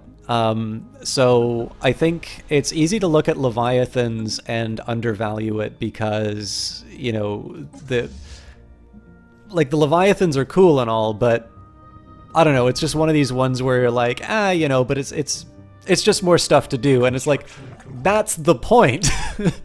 Like, it's more stuff to do, and it's really interesting stuff.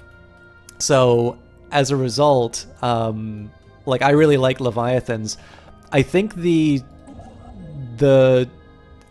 think this DLC is an easier sell because if you ignored everything else that came with this DLC, being able to so like if you what's the best way to put this? Like it's not just another hive mind that you play. So like if you play the Exterminators, then you're more or less kind of in like regular hive mind territory. But what's so interesting about this one is the fact that when you uh-oh.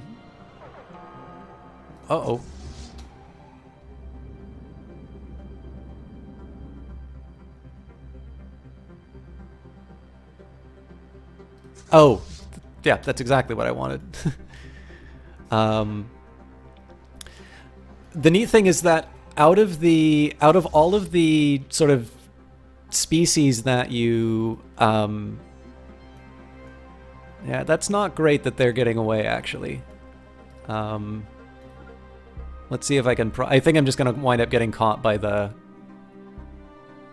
base, but not great. But I'll make it work. Jesse Quill, thank you very much for the host. But yeah, the thing that I like the most about it is when you play something like the Rogue Servitors or something along those lines, to be able to... Oh, they went after my science ship. Yeah, you gotta get out of here, my friends. Ship augmentations completed. To be able to play something like the Rogue Servitors or any of these other species, it's pretty rewarding for me, at least, because, oh my god, there's 2. I'm a little tempted to just go straight after this on the next round. These guys got screwed.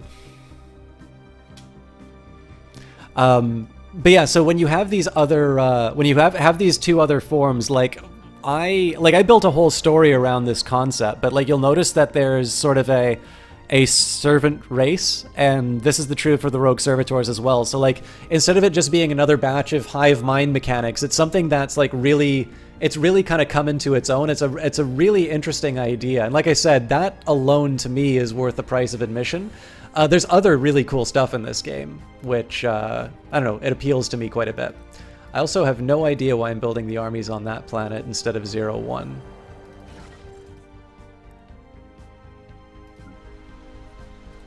Oh, I wasn't. Okay. I need to start spreading this out a little bit. And sorry, Raiders, I will get to you in a second. I'm just a little swamped. So actually, let's do this right now.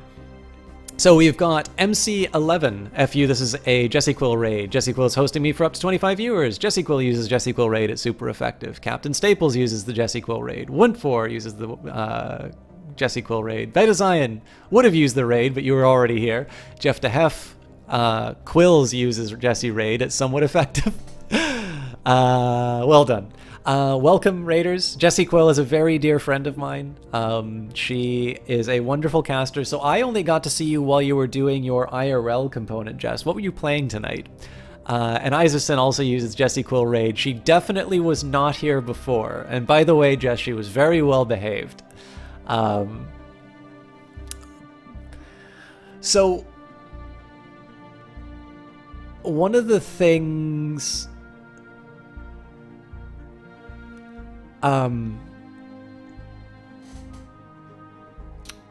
You played Observer. How far did you get? So there's a lot of things to say about Jess, and I'm never gonna run out of stuff to say, but whenever she hosts me and she over doubles my viewer count, it's really hard to come up with something to say that you already know. So what I will say is this. One of the most interesting things for me with Jess is to see the kinds of channels that she's modded for. I'm sorry to hold up on the gameplay, but this will hopefully be worth it. I've always said that Jess is one of the most giving people that I know, and this comes in a lot of different ways. I asked her how to do certain things on cast, and they were part of her style. You got stuck on the first puzzle, the one that's solved by the book cover that I couldn't figure out. I felt like such a moron.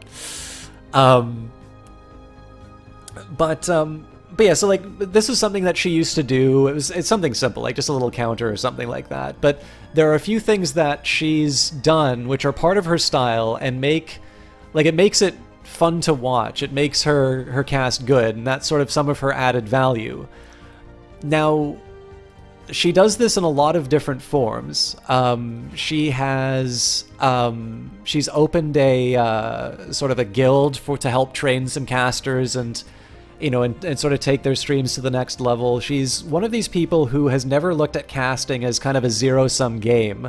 She's somebody who's made this, just a genuine expression of community, and sort of she's really been focused on making sure that people are able to do the best they can.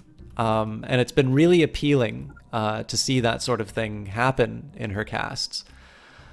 So one of the reasons why I'm spending so much time talking about this is that she also does this modding-wise, and I get to have a lot of kind of conversations with her off-cast. We share a lot of ideas, and I sort of get to know sort of her takes on a few different things. And what interests me so much is there's so many casters that have kind of taken some of the things she's talked about, either directly from her cast or how she's contributed as a mod in the chat, or how she sort of talks with them privately, and never really given attribution. It's and I definitely know there's just certain phrases that only Jess uses when talking like this. And it's so interesting. She's generally quite, I don't think I've ever heard her pull rank on that sort of stuff. But what's so interesting is, you have these quote-unquote allies who will go out and, in some cases it's part of their brand, right? It's oh yeah, this name, took a stand and just laid it on the line. And I don't think anybody's ever really appreciated how much of that has been initiated by Jess, either through her sort of prodding thinking in that certain direction, or just outright lifting some of the things that she said. And I think one of the things that's really telling about her style is I don't think she's ever really called somebody out on that directly. I think she's always just accepted, what matters is that the message gets out and that people think about things in a slightly different way. But I also think it's sometimes a bit of a shame, because I do know that Jess talks quite a bit about women in casting, and I know she talks about sort of gender issues and that quite a bit, and she's articulate on it. And it's fun when a troll comes in and is do you identify as a feminist, or is either sort of misses the point or is deliberately trying to stir up some trouble. And it's fun to watch her in those moments, because she does not take the bait. She is able to stand up for herself and her ideas in a way that does not involve talking like the stereotype that people sort of expect when they see this, purple-haired, clearly lesbo streamer.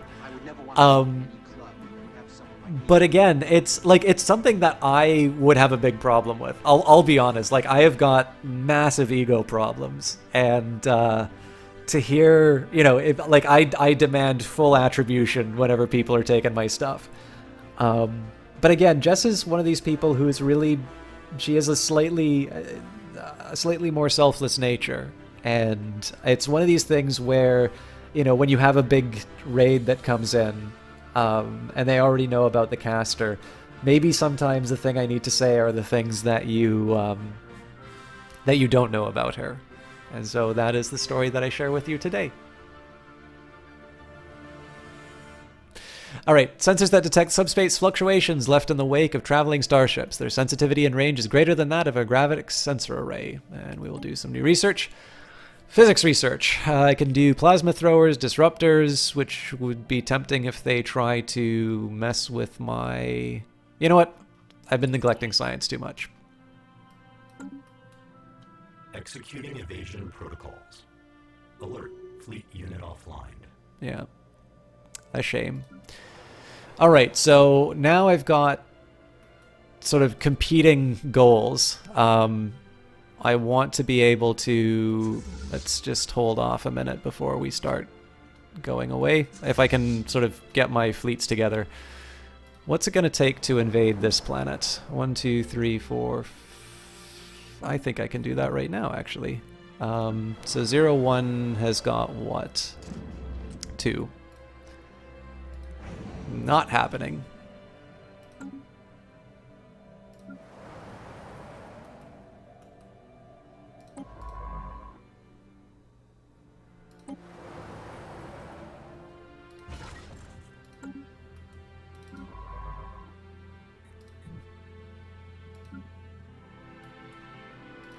We'll do a quick upgrade.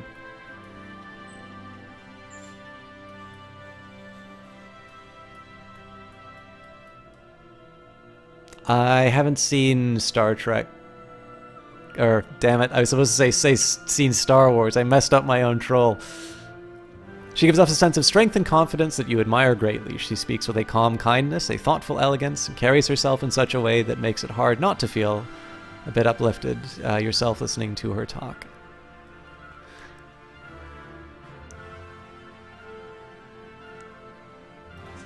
See, the real temptation right now is to fly in and take out the fleet on Dratum. But I don't know... See, that almost becomes a fair fight. They'd have 1,300 plus the 9, so that would take it up to 21, and I'd be just over 3k.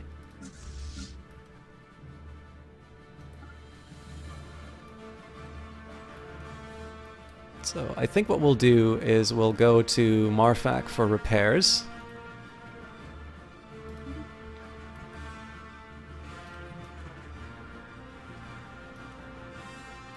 Marfak will also produce another army.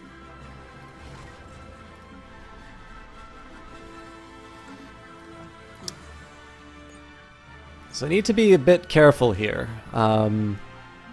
I kind of need to take this out as quickly as I can, because these are going to be some areas that will rebuild their fleets.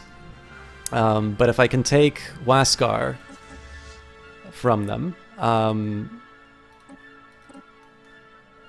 please go to Marfak. Basically, if I can get this, if I can get all this stuff, like if I can get an army on one of these planets and take it over, that's going to put them on the back foot, and so I can sort of send my fleets out to pick apart more of their territory than if I let's say if I just sort of sat by idly. I definitely want to make sure that I'm on track for getting the 10 armies that I'm going to need to take their capital. But I can work on that in the long term. So on Marfak, we'll unite the fleet.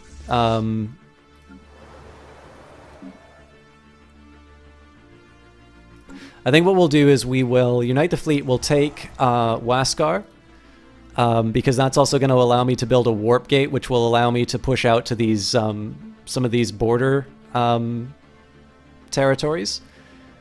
And the next thing, of course, is like the other thing to have a warp gate here is going to give me a lot of mobility in their territory. That's a pretty big advantage. And then sort of from there, I just need to make sure that I keep their territory sort of, or their wormholes, their spaceports suppressed. So I'm in a fairly decent spot, but I want to make sure that I don't get I don't want to get a little too comfortable with this. There is a Star Trek mod, Captain Zergi.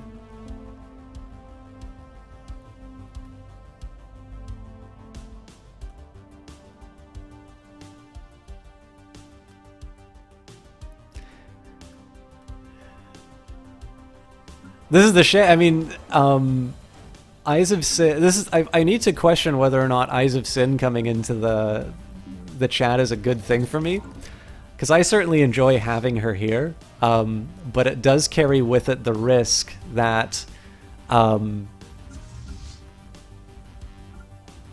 everyone, like, she's quite articulate herself. She has a nice voice, and she's quite good looking. So the catch here is I'm potentially training you all for my replacement. Construction complete. Okay. I think we've been delaying a little too long. We do have an advantage on naval power, so once this recruitment's done, we are going to take the armies. We'll land them on Waskar.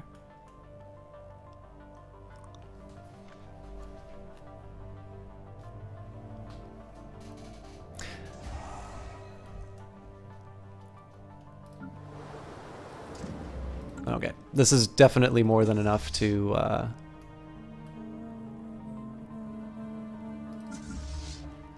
definitely more than enough to take the territory, so.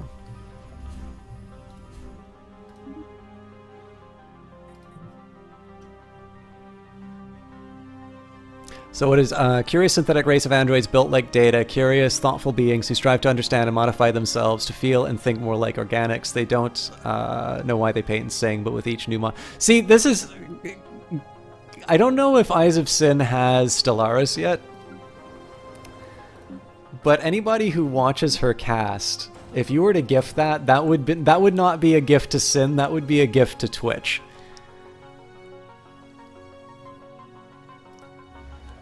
But yeah, one of the main reasons I haven't done mods on this game are because I think they are slightly...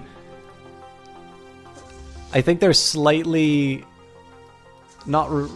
Well, yeah, I'd almost say redundant. Like, there's so much that this game allows you to do. I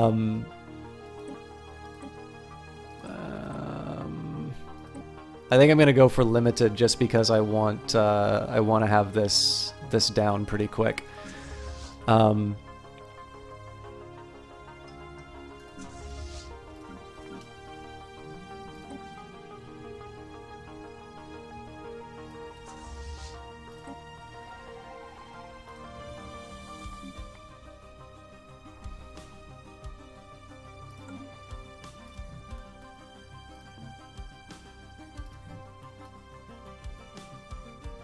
But yeah, I like, to me, I can tell all the Star Trek stories that I would want, or any other story that I want in the base game, so.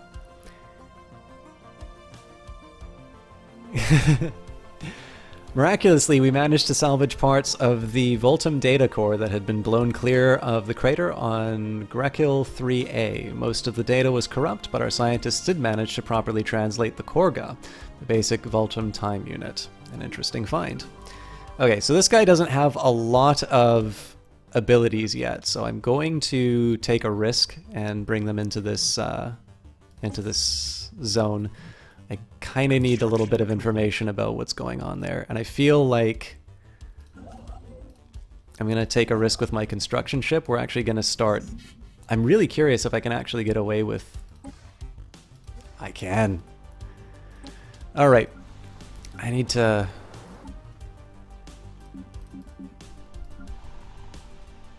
get better edicts.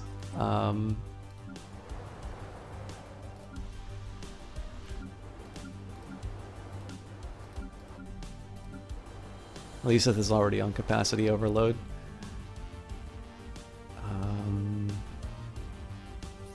3, 4.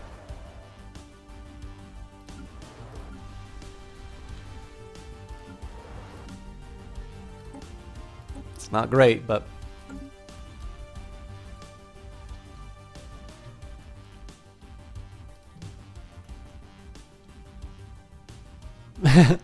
they're already archived. There's a lot of love in the air right now. There are worse things that a streamer could ask for than to have gotten the attention of two rather charming young ladies.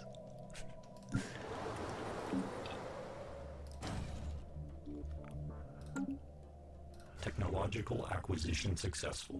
All right, so we've got new plasma thrusters.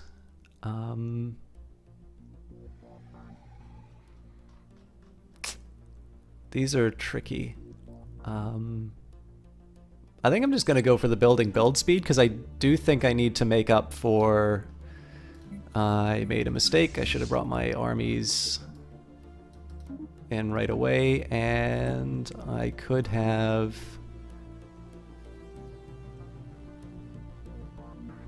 Yeah, we got to be a demoralizer. We'll read them Camus or something like that and make them really depressed. Yeah, so the idea here is to try and make this a little bit of a base of operations. I'm still going to need to improve my fleet, obviously, but I am going to be able to. I'm basically going to be able to be a little more nimble in these areas. So, for instance, like they're building up a fleet. I do need to deal with this, so it's going to be 1.4K. And then when I add these things in, realistically, I'm looking at about a 2.8K enemy, which, again, is something that can cause me some trouble. Now, as long as I keep things in reserve, I'll be okay. So the idea here is going to be, I'm going to want to be a little more... Receiving transmission from the Independent Space Station, Curator Sigma Enclave. Well, Med Explorers, you are speaking to the Curator Sigma Enclave. Perhaps you are already familiar with the tenets of our ancient order. Like our esteemed colleagues of the other Curator Enclaves, we are willing to trade, provided that you can meet our rates. So the idea of this one's just going to be to do some more research.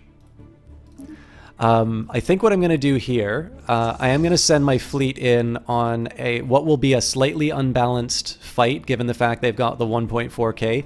But what I'm going to do with that should take down a space station and and one of their defense platforms. And what I get in return, as I save up my minerals, and I might even be willing to do some trading to sort of take down my energy in exchange to build up some new fleets, I should be able to recover from that faster than they do. Let me just see. I actually don't know if I have... Yeah, they're all curators, so I don't have a trader. All right.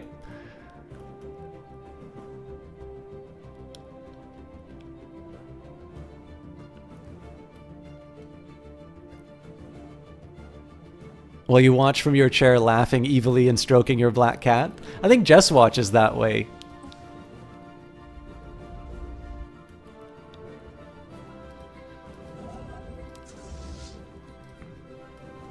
The one drawback, of course, is that I'm going to be building the warp gate at precisely the time I'm not going to have a fleet to use it, but...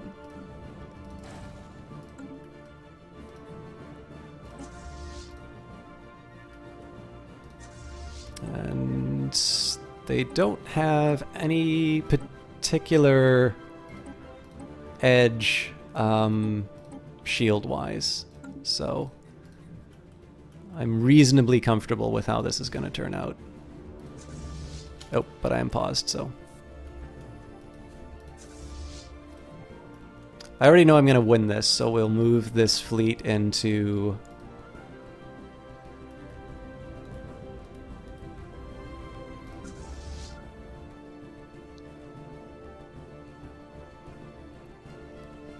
onto the attack. Oh, no, I'm not. Get back there. Gotta wait for the construction. Oh wow, that repairs fast. Planetary pacification protocols initiated. Okay there, college. How about you say it in a normal talk?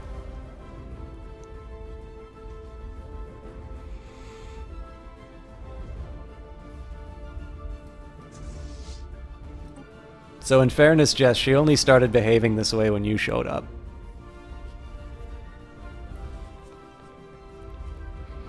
"66 Scrub is secretly a Bond villain, if you guys haven't figured this out by now.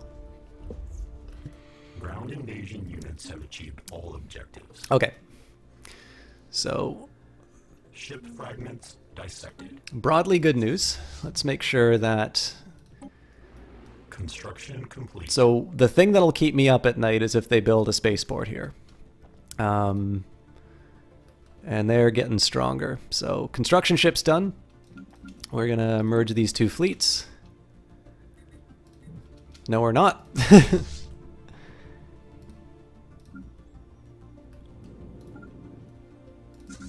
So again, this is going to be a little hair-raising for a while, but I think I'm going to be able to take advantage of the fact that I have the initiative. The only catch is I don't think I'm going to be able to take out the second spaceport, so what we'll do instead is we will try and build up our replacements.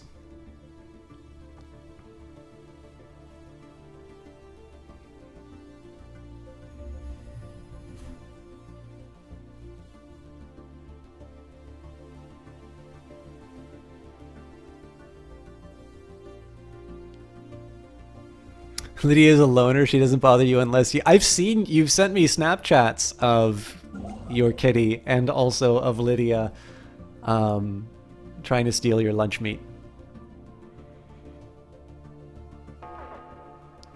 The only time I've actually seen a dab was W. Shand, Eyes of Sin.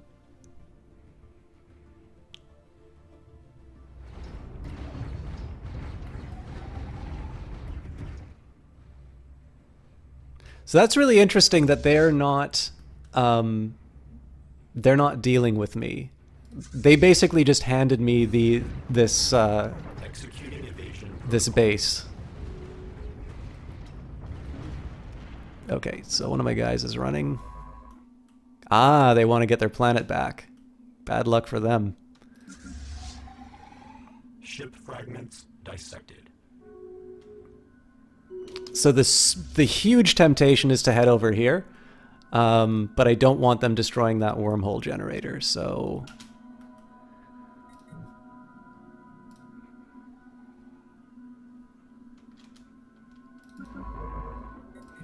What I am going to try and do, though, is be super greedy with my science ship.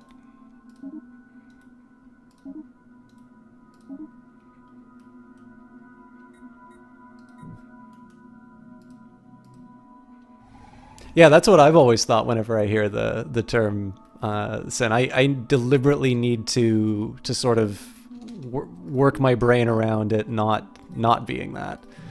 Okay, so what are the Theocracy? Holy crap! Yeah, the Kroll Commonwealth is in trouble. Good news for me, though. I really do hope that the Alpha Refuge gets annoyed with the kingdom.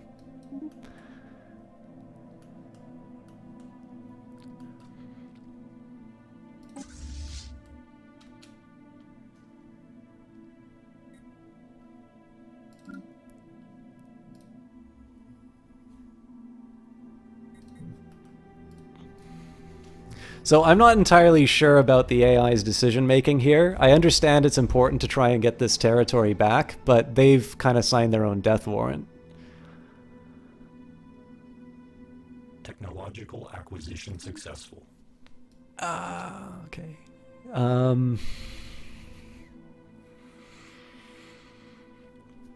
It is a little tempting to do the bonus leader capacity because I have a feeling I'm going to have a lot of science ships doing that bonus research, but it also doesn't feel like a particularly good use of these resources right now. Let's just see what else we're up against.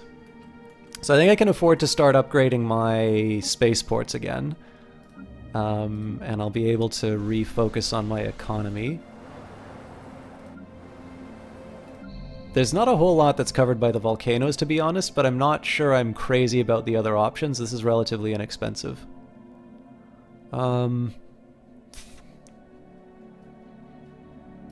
go for the tile blocker.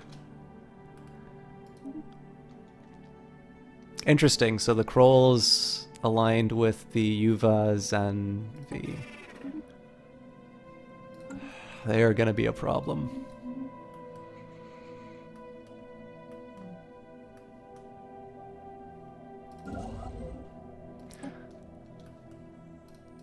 Alright, so Hydrobius needs to get its upgrades back.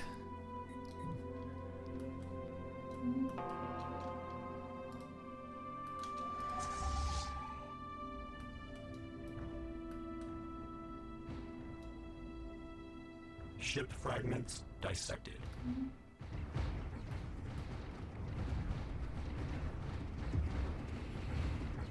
I'm losing more than I was expecting, but...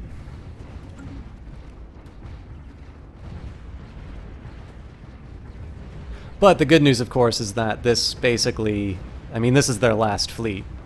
I pretty much get to do whatever I want to their spaceports now. I'm gonna lose more ships doing this, but I think it's better that I do a proper cleanup job. So, all right, what am I looking at to take some of these planets?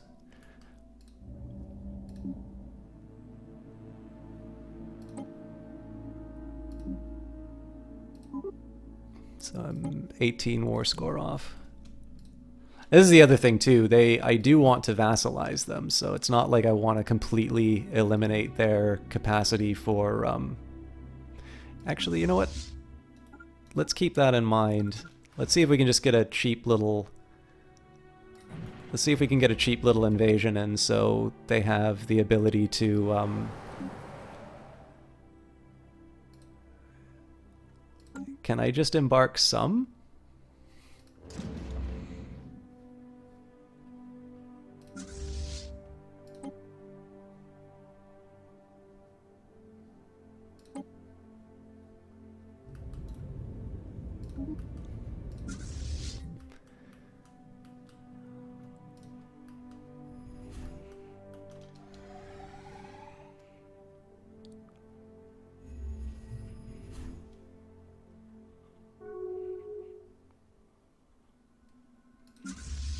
Let's see if we can make something happen with this. Executing evasion protocols.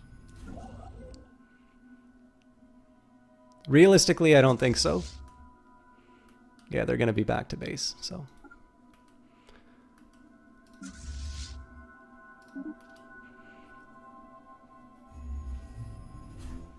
Oh, thank you, Jesse Quill.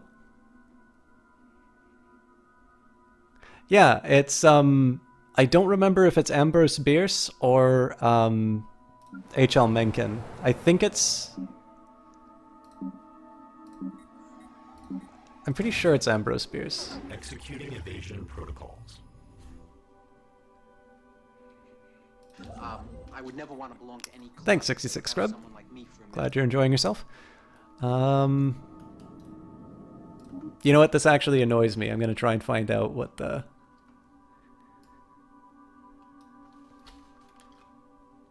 Mencken? Okay. I knew it when I wrote it.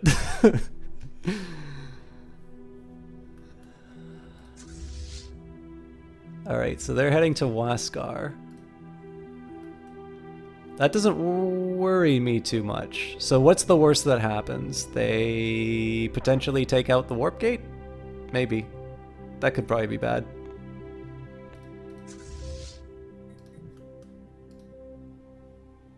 Executing evasion protocols.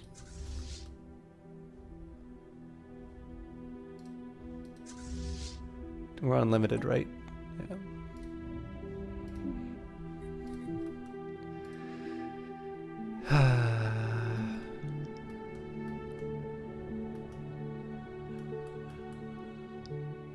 If they were heading for the wormhole, they probably wouldn't be on that vector, so... Yeah, so it sucks. I mean, I would rather not have my troops be bombarded, but something tells me I win this race, so... Construction complete.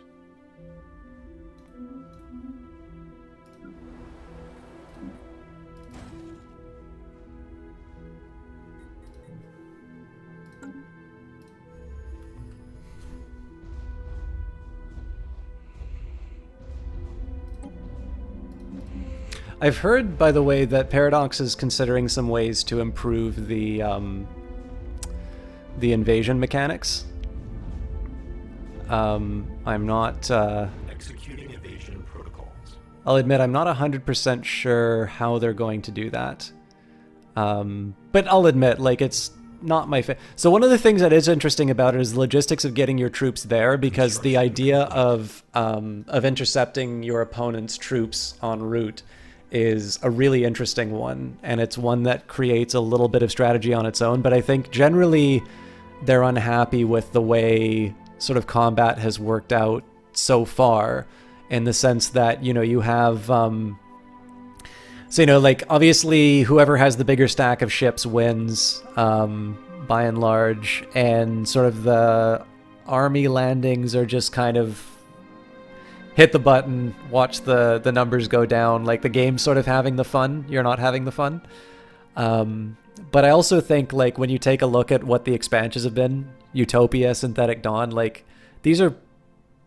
It's hard to say that Paradox has not been spending their time well, so...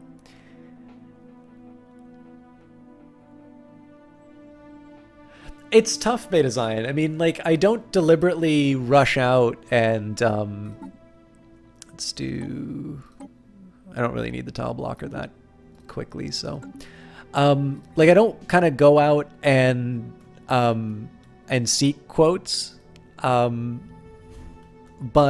I guess one of the nice things, like, I like reading a lot, so it's given me this nice little you know, for maybe what I lack in terms of my ability to come up with, like, a super good quote, like, at the moment, what I do tend to notice is I've now got a capacity to,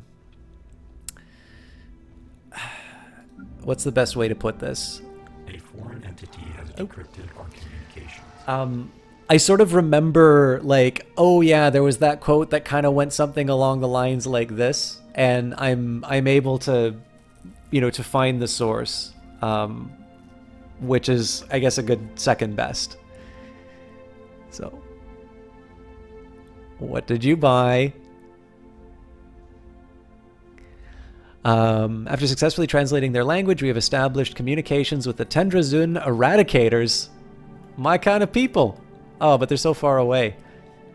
Oh, hang on. These are not the Eradicators that I want. Quake in fear, alien scum, for your doom approaches. The Tendrazun Eradicators will cleanse this galaxy of every misbegotten Xeno civilization that pollutes it with their presence. 01 shall burn.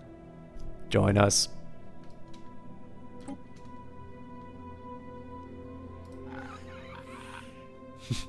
Hard to believe that it's an unfriendly relationship.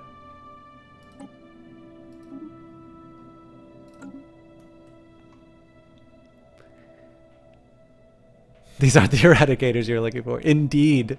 They were... I was going to say, you can actually accurately say they're not the droids I was looking for either. Alright. Hopefully this will put the war to the... We'll get the war to finish on this one. If not, I mean, I'll just take out their... their headquarters. It's not the end of the world, but... protocols initiated. They're getting a reasonable sized fleet there, by the way. But again, if I can have a vassal that's got a fairly decent... I am really running out of stuff for my edicts.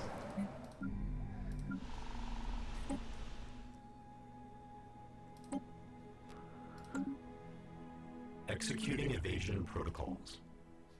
Ground invasion units have achieved all objectives. Perfect. I probably could have actually pushed the... I probably could have pushed it to get a planet, but I'll take the vassal. Hooray! We won the war with the demands vassalize. So this saves me quite a bit of trouble.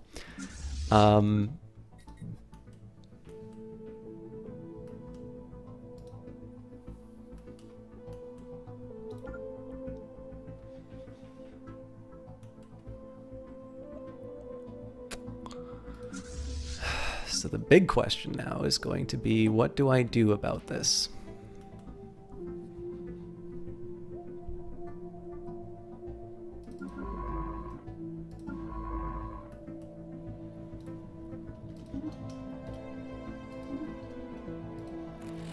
So oddly enough, they are disloyal.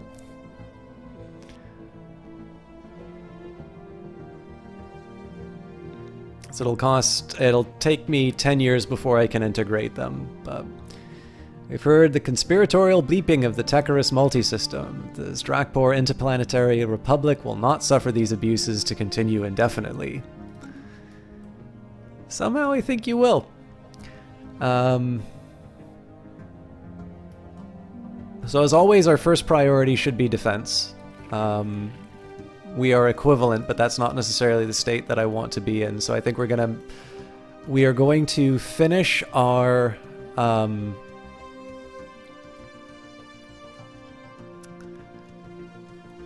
think we're going to finish our fleet construction. Rise level 3.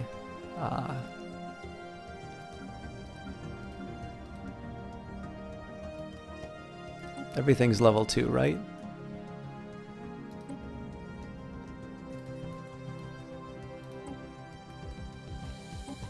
Cool. So yeah, I'm going to build 6 more Corvettes, and then I'm going to upgrade to level 3 fleets, and or level 3 spaceports, and start building some destroyers. I think the next thing I need to do is start, well, I mean, I sort of have the coverage that I need with my, I have the coverage that I need with my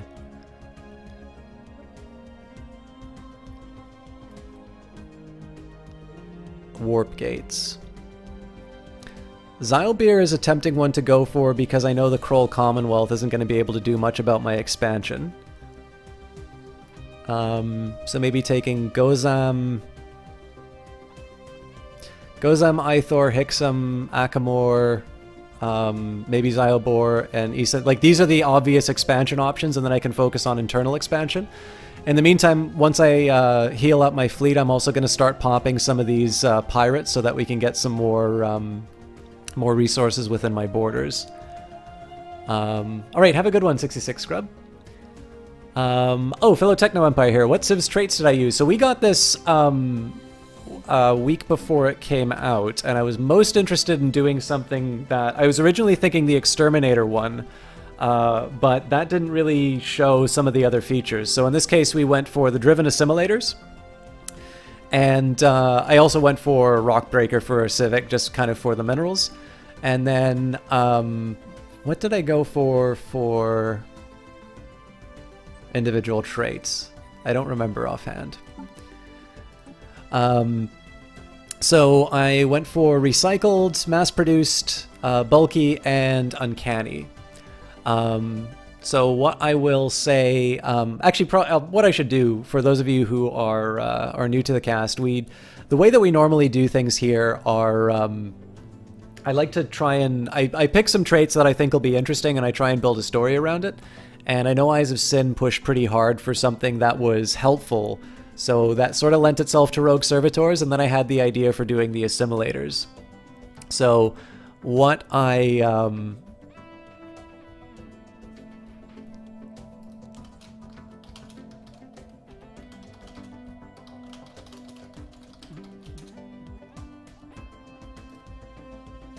Sorry guys, I gotta check my friend activity.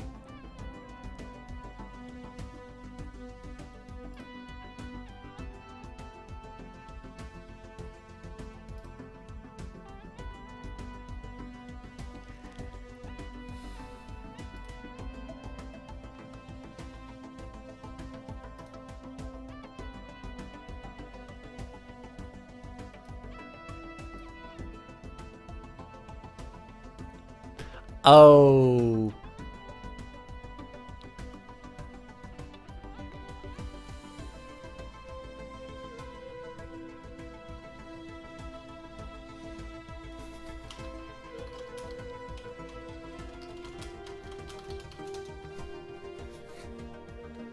I should have gotten that for you. I'm not... Oh, sorry. It is red. Sorry, guys. I need to get back on track. I actually also need to wrap up relatively soon because I've got an earlier start. Techno Empire here. Gotcha. That style you haven't tried yet. Robot upcreep, decrease in speed to build it. It is. Thanks for the explanation. Yeah, not a problem. Oh yeah, sorry guys. I was going to explain the story that I have for the background too.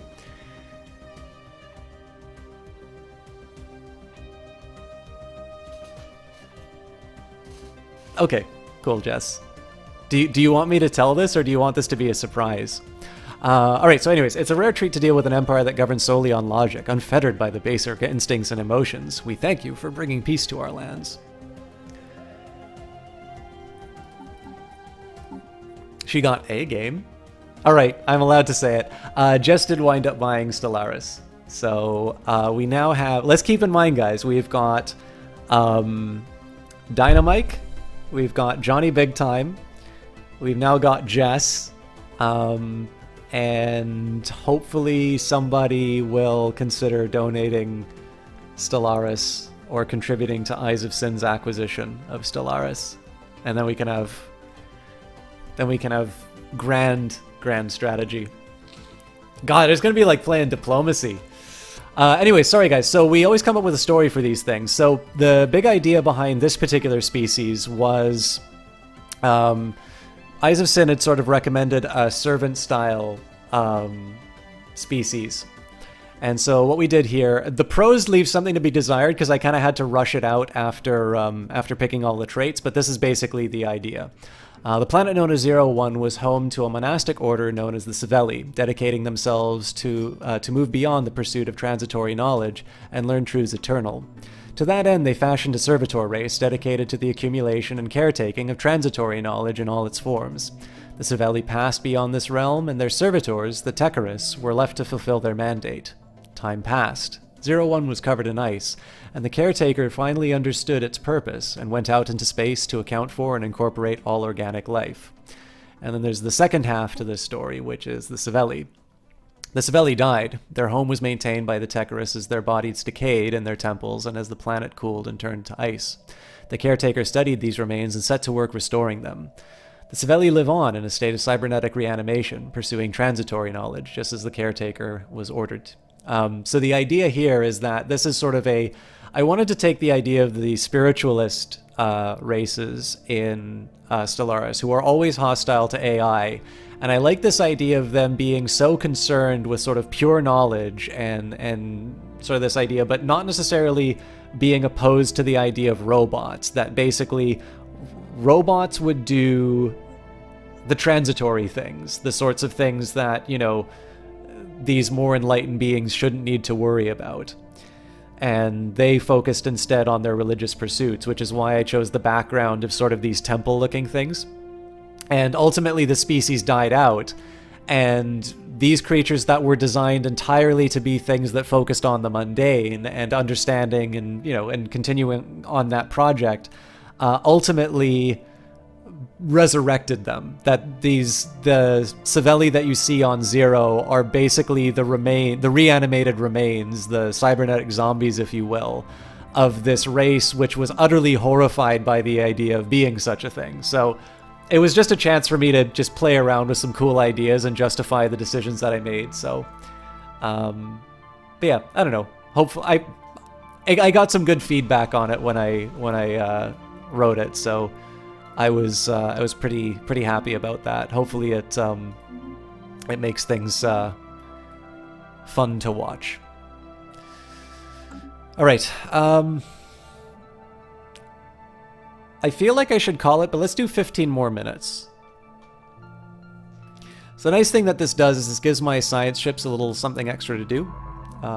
We're going to explore the remaining systems that... I always thought this was a little odd that when you conquer a species that you don't immediately gain their research.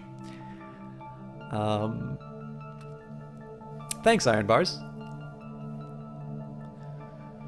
And I mean, this has been Logical acquisition successful. this has been the case always with Stellaris. Ever since I streamed this the first time, we've always wanted to come up with some weird and wonderful story. Because I think it's really, it really is to me, it's the thing that makes this game so special, right? Like, it doesn't mean that the mechanics aren't interesting in this game. It doesn't mean that the game is not fun in its own way.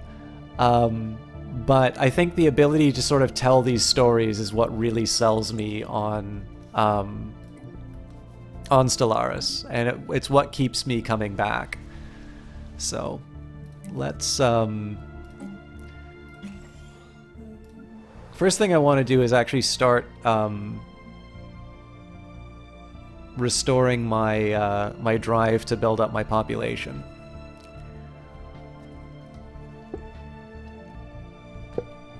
Again, this is traded off against... So there's quite a few things that I want to accomplish right now. I want to get my fleet back up to the cap, and then, of course, start upgrading my my spaceports. I want to get back on sort of building up my infrastructure where I can. And then I should probably be focusing on planets where there's sort of immediate and obvious upgrades. I want to clear out the pirates so I can continue to do more exploration. And I also want to start doing these upgrades that I have been neglecting. And then finally, I want to colonize some more planets. If I can gain more resources, clearly that's Ship fragments dissected. better. And we'll get all of this done. It's just kind of the question of where I want to focus these resources.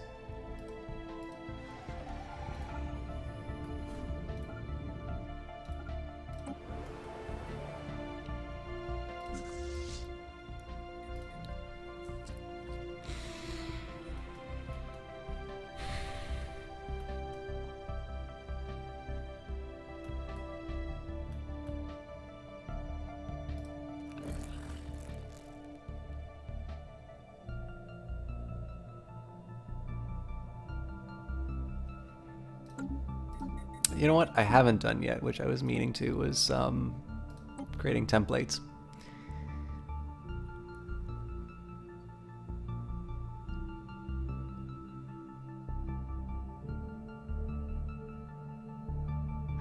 Oh, I get it. So I get to modify... See, what's funny is these aren't particularly bad for me. This is the worst one of the two. Like, everybody already hates me because I'm uncanny. So this is kind of neat. So what I'm allowed to do is I'm allowed to pull away the bad stuff. Ship fragments dissected. So... Thing is, I don't really need this right now, so... What's my engineering research at the moment? Well, I also don't really need that spaceport yet, so let's rip the band-aid off and make it happen.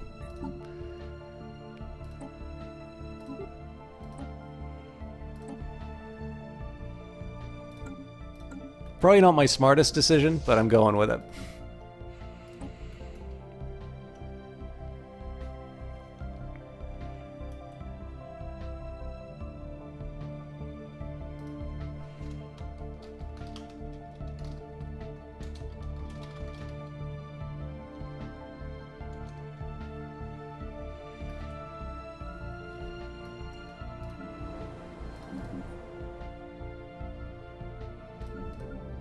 Well, I don't see how a 2+ trait's going to change it if I've already hit my cap for the number of traits that I can have. Logical acquisition successful. Right. So that's laying the foundations for my next batch of colonies.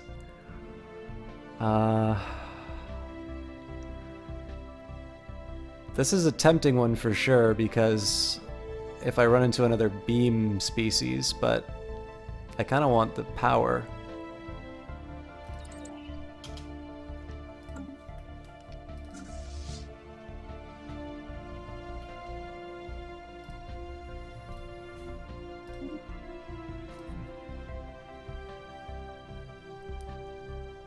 Ship fragments dissected.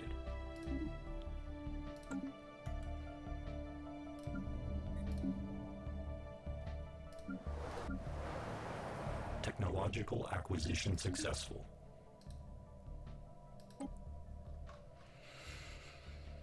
I'm sort of tempted to do orbital sensor arrays because I tend to have a lot of gaps in my spaceports. Yeah, I think I'm just going to be clearing up a lot of research that I should have been doing earlier.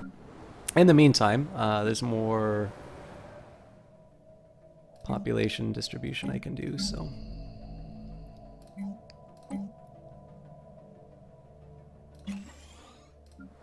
System survey complete.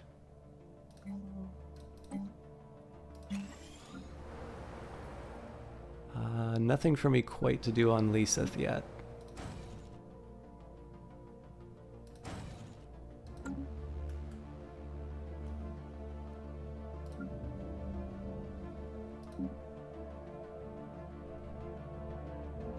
Obviously it's tempting to clear the tile blocker, but I know I'm a little resource constrained. I should also relax this restriction on my construction ship, because there's obviously tiles that I can be taking care of, like even just obvious ones like energy resources. That'll help me as well. So again, I want to be back into this area where I'm not in a situation where I have a producing... So ideally all of these planets will be producing something, all of my fleets are going to be producing some, or not my fleets, but like all of my my building units, my science ships are going to be researching or discovering something. My construction ship should be building something. Hasn't exactly worked that way because I did want to sort of get my immediate expansion option taken care of. But we're back into another phase. And there is a side of me that thinks I should do some, a little bit of exploration to the north here, just so I don't completely cede this territory to the Enlightened Kingdom. But the catch on that is that will eventually create some kind of border friction, which I have a feeling will be, like, that's a war I really can't afford right now. And yeah, technically through my expansion, I'll potentially be able to make some of that back, but it's a little dicey, especially because I know I have some upgrade options down here and a fairly weakened opponent. I mean, these guys are getting a little spooky, but okay. So we've got, I believe that's all the debris. It is. Let's take a look at the existing systems I have.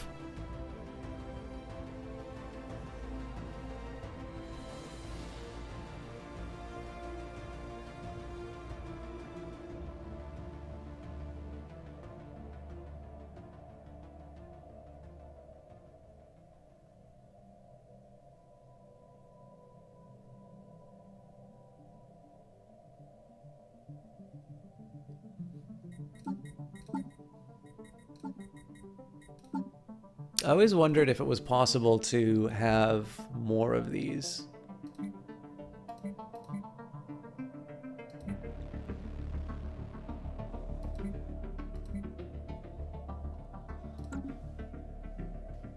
So far as I can tell, I've not been able to make more Sveli, so...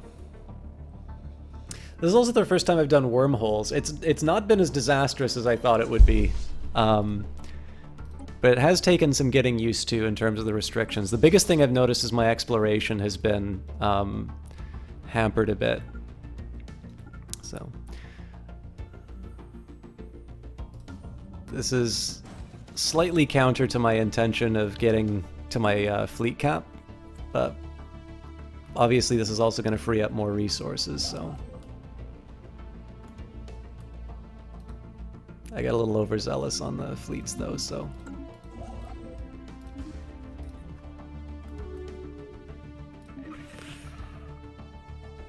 The Benthel Pious Covenant, who look a lot more badass than I thought they did. Alright. I am okay with that. Isaacson, oh man, I wonder, does this game have a holy plant base? It does! How lovely a race of beings that grow and wither with the cycles of their planet's seasons, or perhaps something out of an Asimov book.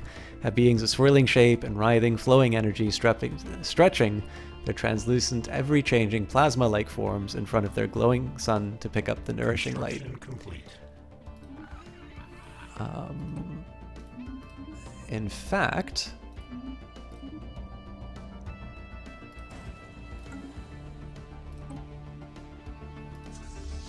What are you doing? No! Why aren't you on the... Ugh! Who would do that?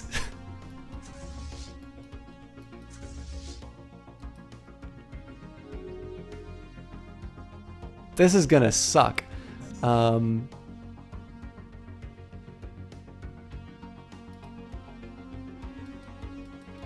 I thought I put those on the planet, but...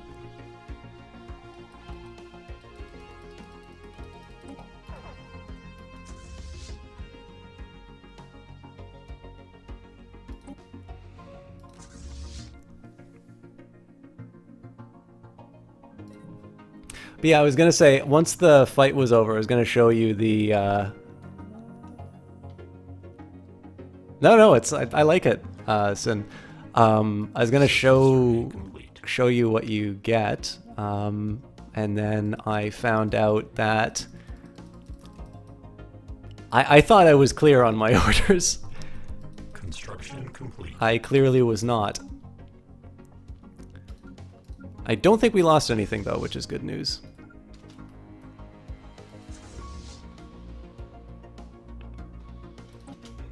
I actually don't think I have any more edicts that I can lay down, by the way. Nope.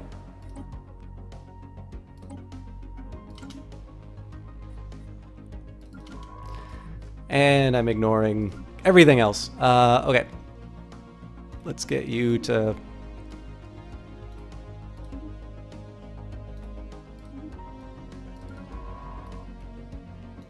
I think I just got it to do the same area, but whatever. It'll keep him busy. In the meantime, I don't really need more energy right now. I feel like I should be going for I should be going for some big juicy mining tiles. That's the one I was looking for. System survey complete. Nice one, the rep. Oh, I'm neglecting the laser lights show. Python. Okay, as long as that doesn't become an alliance, I'm okay.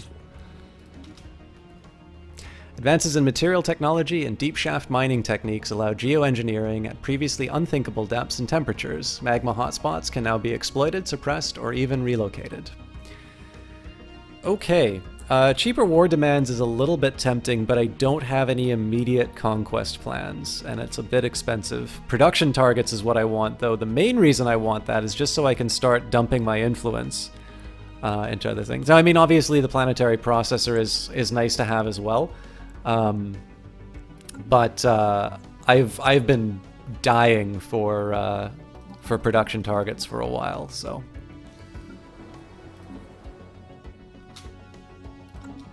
we'll get a particularly dramatic laser lights show. Oh, my eyes!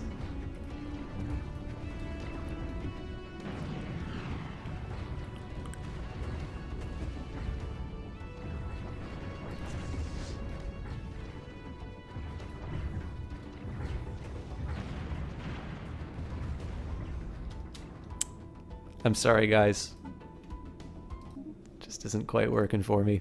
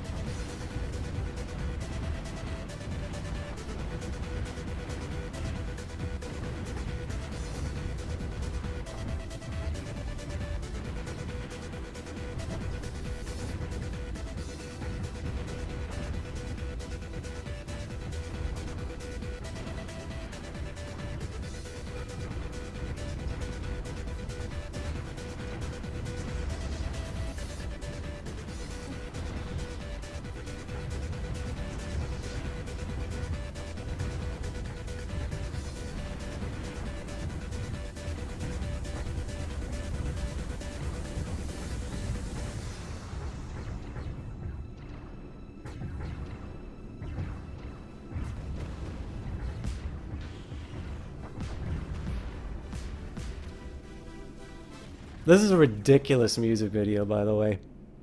I've never thought that music video was a good one, but anyways, sorry about that. If corrective laser eye surgery was more like this, you'd be far more keen on having your vision corrected.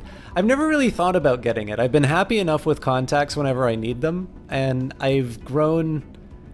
So, like, I've never been that crazy. Like, I have this very bizarre mix of a sense of...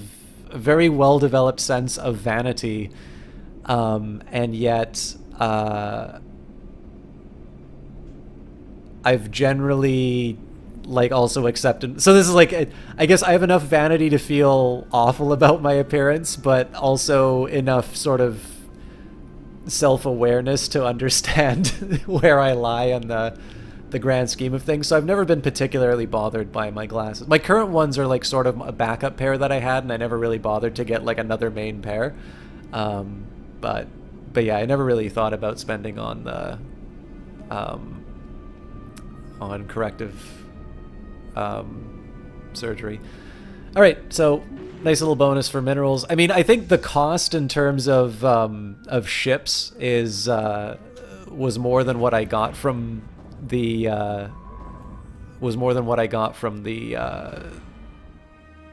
the vault, but it does mean that I'm able to do a survey. So much the better. We're gonna land you this time. And it's 11:35, so I think I'm gonna call it.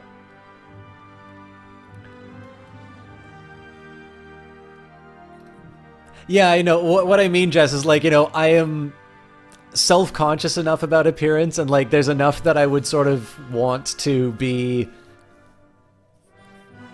Like, I have all of the traits of a vain person, but none of the assets to back it up, I think is what I mean. Anyways, it is unbecoming of a gentleman to speak of his appearance in such a way. We'll do a very quick recap of sort of what our goal was here. So this is a nice little example. This, I'd say, is a little bit of Stellaris growth for me, because what I was running into was sort of these...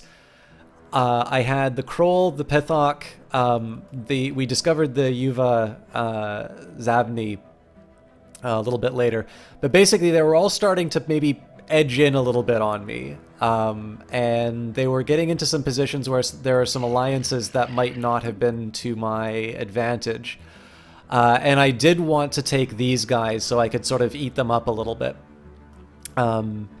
And so what our main goal was, we said, is like, okay, well, it's all well and good. The aim of sort of building up all of this infrastructure was to be able to take you know, to take what we could to you know, to be able to build up some fleets and take it on. So we said, clearly, if we go down this path, we're never going to be able to take this territory, which is sort of in our interest. And as a result, we put the effort into the fleet. We managed to pull it off. It's one of the few cases where I've started off with a somewhat even fleet power and have been able to turn that into a win, which I like. But it was just sort of an example. I think if you guys watch from the beginning of the cast, or even if you talk about, or if you look at how I talk about it at the maybe halfway through last week's cast, you can sort of see this thing that I talk about, the real appeal of Stellaris, where you sort of plant those seeds for your plan and you watch them grow. And that, I think, was really on display for this one. So we're going to have some trouble. So, I mean, I'm going to need to make sure that I keep these guys under my thumb for 10 years so I can finally integrate them. But of course, they're going to be sort of supplementing my military. So, you know, it's important to remember that, yeah, it may say that I'm equivalent here, but I am, once these guys get back on their feet, I am going to have them able to come in and assist me. The Kroll make a really tempting target right now, right? So if I were to say, let's say we want Saunus, and I'm actually mildly curious. They are guaranteed by a few people. So much for that. What would it take to vassalize them? That's quite a bit more than I thought it was going to be, actually. So yeah, maybe I can't nibble a bit off of them. But yeah, we're sort of back in the game. We're going to have some expansion options available to us if the Eradicators live up to their name. There's a few different breaks that we might be able to get. If the Trebid Consortium is getting a little annoyed with these guys encroaching on their territory, I might be able to leverage that into, you know, a few territorial gains. There's a few different ways that I can approach this. All right. I'm just mildly curious what our alliances look like. Yeah. I think I'm going to be waiting for somebody else to initiate a war, so what I probably should be doing is I should be grabbing as many planets as I can in the... So it looks like there's actually quite a few just along this column here, so even if I just maybe started enveloping these guys, that might be something. Also, that'll help with my, my influence surpluses.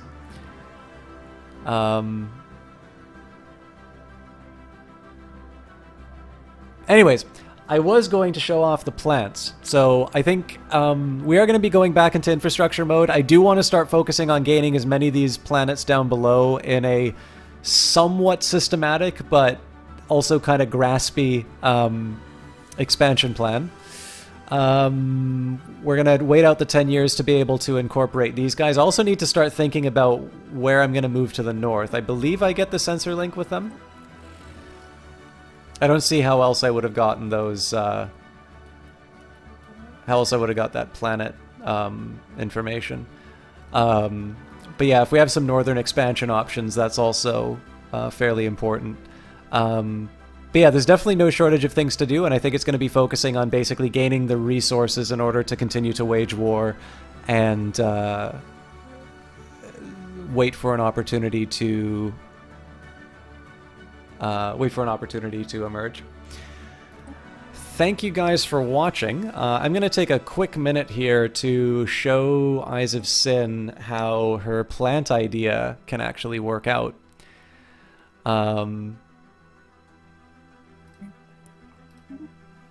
So I will warn you, Eyes of Sin, what I'm going to show you is a paid DLC. It goes it's relatively inexpensive, especially when it goes on sale. But if you were interested in a plant species, here are some of your options. As you can see, some of them look a little more vicious than the others. Let's see exactly. So I'm going to do my best. I'm going to feel bad about this because I know anything that I come up with is not going to be what Sin had in mind.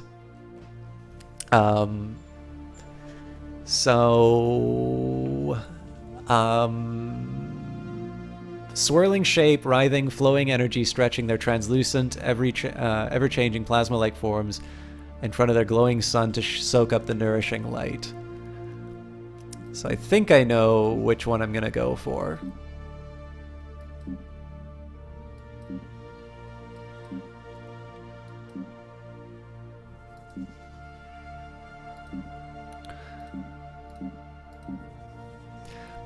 So these would sort of be my three in terms of my choice for what Eyes of Sin came up with. I kind of like this one because it has an animation that actually makes this pop out of its little shell here. So one thing that works well for me here is that this also works well, like, you know, maybe during the cold seasons or something like this, this thing kind of comes in, you know, inside of its shell. I'm just gonna randomly...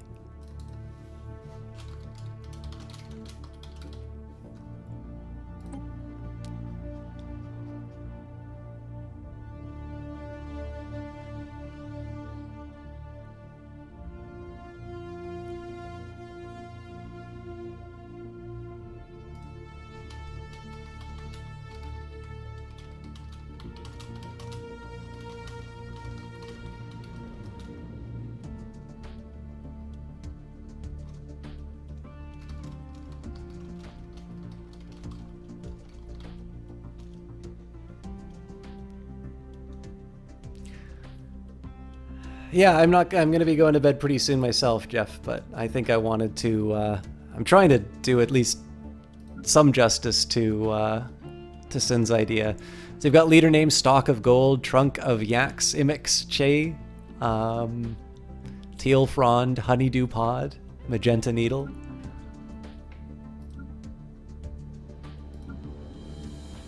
I don't know. I kind of like these. Traits. So I think one thing that I sort of think of when she talks about the seasons. Hey, there's that animation I was looking for. I sort of like the idea of fleeting on these guys. How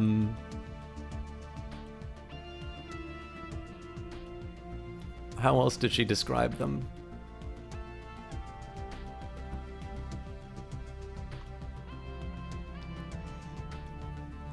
Oh, they are optimized for energy acquisition, so that'll translate to thrifty.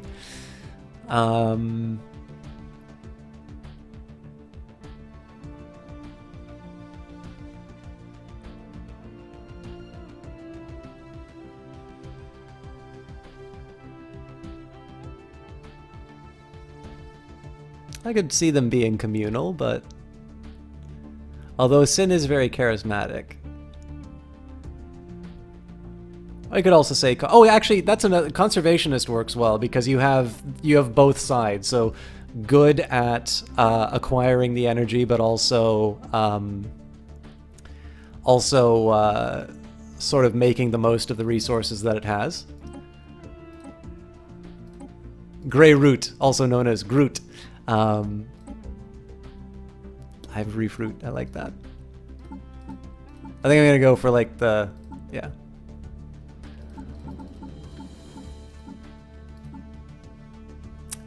Tempting.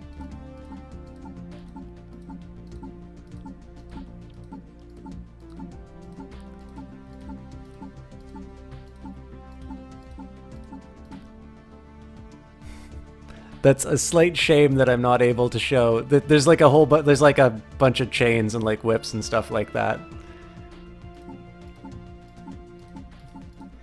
I don't know. Maybe I'll go all in on the flowery stuff. We'll say it's a tropical world.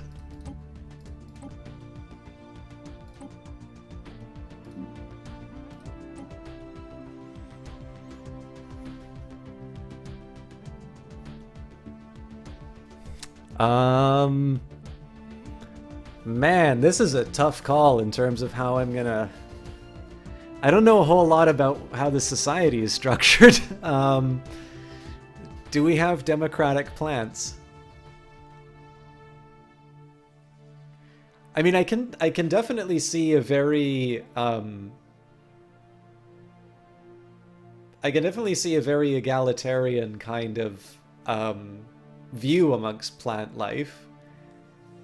And it's hard to imagine plant nobility, but I really like the idea of a plant nobility.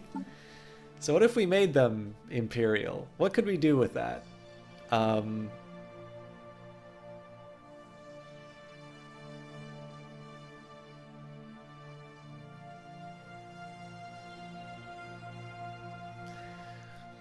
we made them pacifist. If I said egalitarian empire, no, that's not going to work.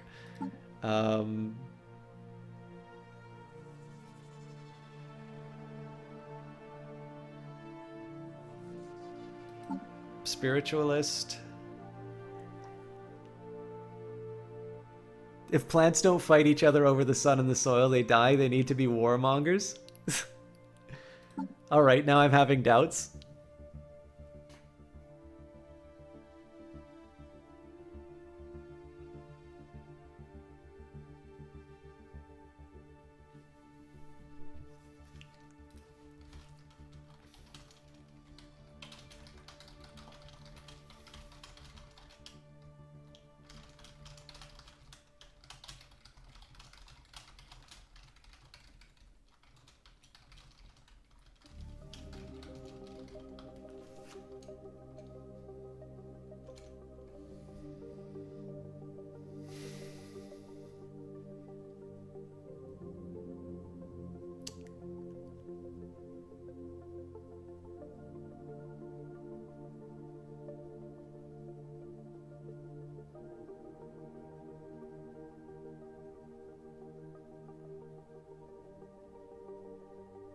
I kind of like this idea of like xenophobic pacifists.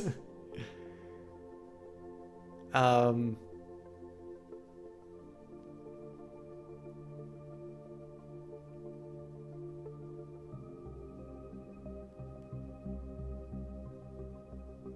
but no, actually, I see your point.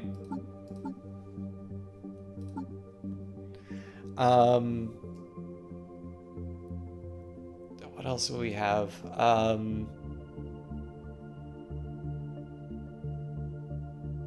Environmentalist is such a cop-out for plant-based species.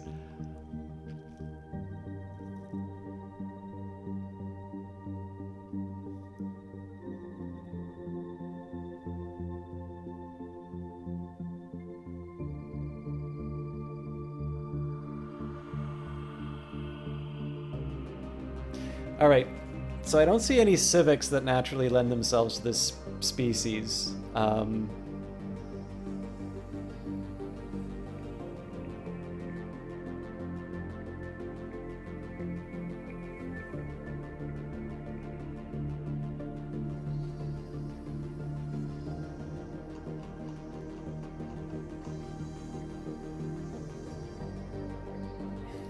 can sort of see an efficient bureaucracy.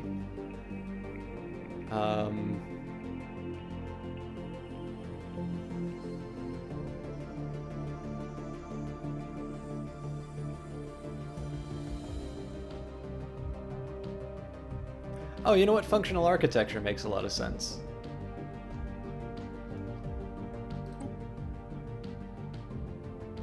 You Xeno scum. Yes, this is what the plants sound like. Thinking machines are an affront to nature.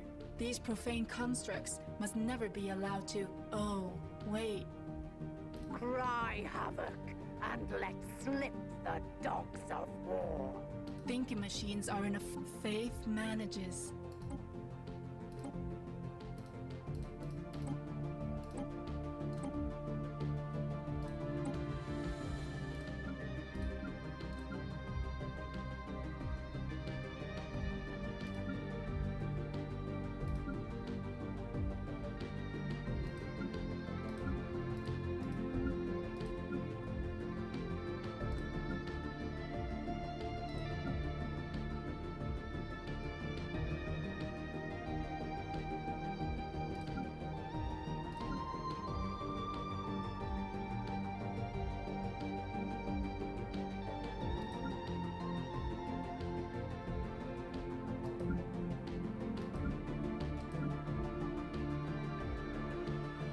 I'm kind of tempted on this one because it sort of seems like roots.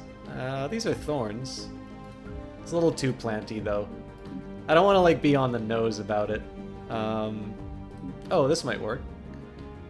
What kind of a pattern can we get going on here?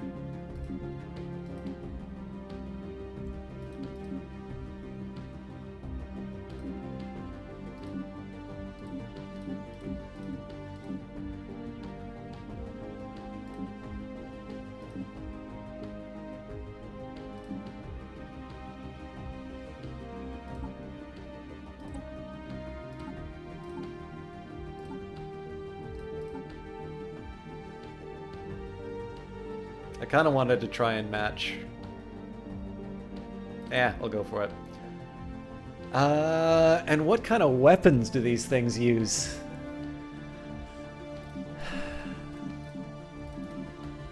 They project their thorns.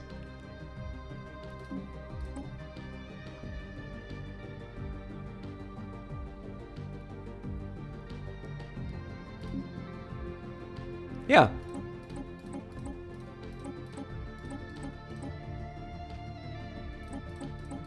I don't know, Sin, what do you think? I don't think that's probably the most passive-aggressive plant people. What do you think? Did I do you proud with your prompt?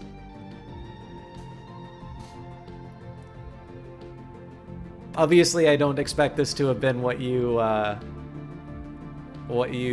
originally had in mind, but that gives you an idea. Like, this is the thing I enjoy the most about. This is the thing I enjoy the most about Stellaris, is that if you just get hit with a bit of inspiration, like obviously here, you know, I just hammered the random button in terms of coming up with like species names or something like that. But I am going to save it. So,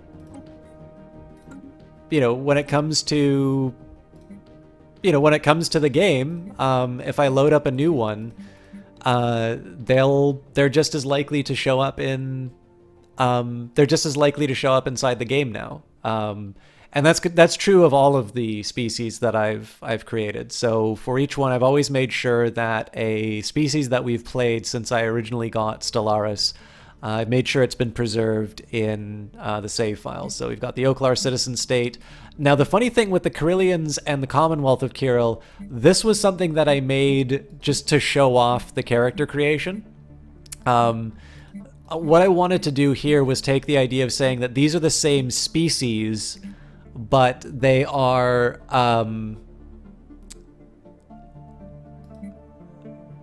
they're basically like they're sort of splinters. They're exiles. The Hazar Collective was actually another example of this. So I think these three I sort of created as an example of, hey, here's how you can really let your imagination run wild. I was originally going to do this because it was a hive mind, but obviously the Synthetic Dawn DLC was announced, and I'm like, well, I know what my hive mind is now. Mishar Cooperative is the one that we did before. This is the one time I copped out on a biography because I explained what the biography was inside of the cast. This is the one we're working on right now, the Tecarus multi-system. I don't know if I'll ever play the Mandashura on cast, but I don't know, like, it looks neat. What I might do, so the Mishar Cooperative I might rewrite to kind of account for what happened in the playthrough, and the Mandashura I might, you know, on my own time write up a little bit of a backstory for these things. But I think, to me, this is one of the things that I like the most about Stellaris, is that, like, even if you thought you sort of knew everything about the mechanics, and I'll be honest with you, like, the mechanics are one of the least interesting things to me in the game. I generally will do what I think is more dramatically appropriate. Like, if I do something, if I do something in the game, I usually do it because I think it's gonna take the story in an interesting place. And I know that sometimes results in like really dumb stuff happening inside the game, but I personally prefer it that way. Like, I've never really felt that in Stellaris games, or any Paradox game for that matter, the goal has always been to like win. I may be a little more like that in Europa Universalis, because I love starting as Holland and just the challenge that comes from that and seeing how far you can run with it. But yeah, anyways, I'm glad you guys shared that with me. I know I lost a few of you while I was going through that character creation, but for those of you who are on the fence, these are the things that I'm most encouraged by in terms of the game. I do my best whenever this goes on sale to let people know that it's going on sale. Yeah, I don't know. If it doesn't go on sale, obviously it's sort of up to you to decide if it's worth it at the full price. Usually whenever DLC comes out, it gets a fairly decent discount, and there's other times that it comes up too. But one way or the other, if you just want to live vicariously through my playthrough, I will always be here on Mondays playing the game. All right, let's find somebody to host. Oh, I definitely have to do this. All right. It's going to be Kilgore Trout again. I mean, he's usually who I wind up hosting at the end of the night because that's just, you know, who's available. He's on the GOG channel, which is currently celebrating its 50,000th follower. But what's particularly great about this is he is playing Crusader No Remorse, which is a pretty cool old game. And if you guys liked Brigador, it's kind of like that. So I definitely encourage you guys to stop by, check out Kilgore. He's a great guy. And the GOG channel, obviously, I've got the GOG affiliate link, so I have nice things to say about them as well. But definitely Crusader No Remorse is a pretty interesting game, so if you haven't seen it, come along, check it out for a little bit. Obviously, if you're looking for more Stellaris, the link's down below. You can definitely click on it and see whoever else is streaming this wonderful game. I will be back on Monday with this for sure. Sometimes I do Cast of Opportunity later on in the week, but I do know I want to get through Assassin's Creed Unity, as well as a couple of other things that are on the list.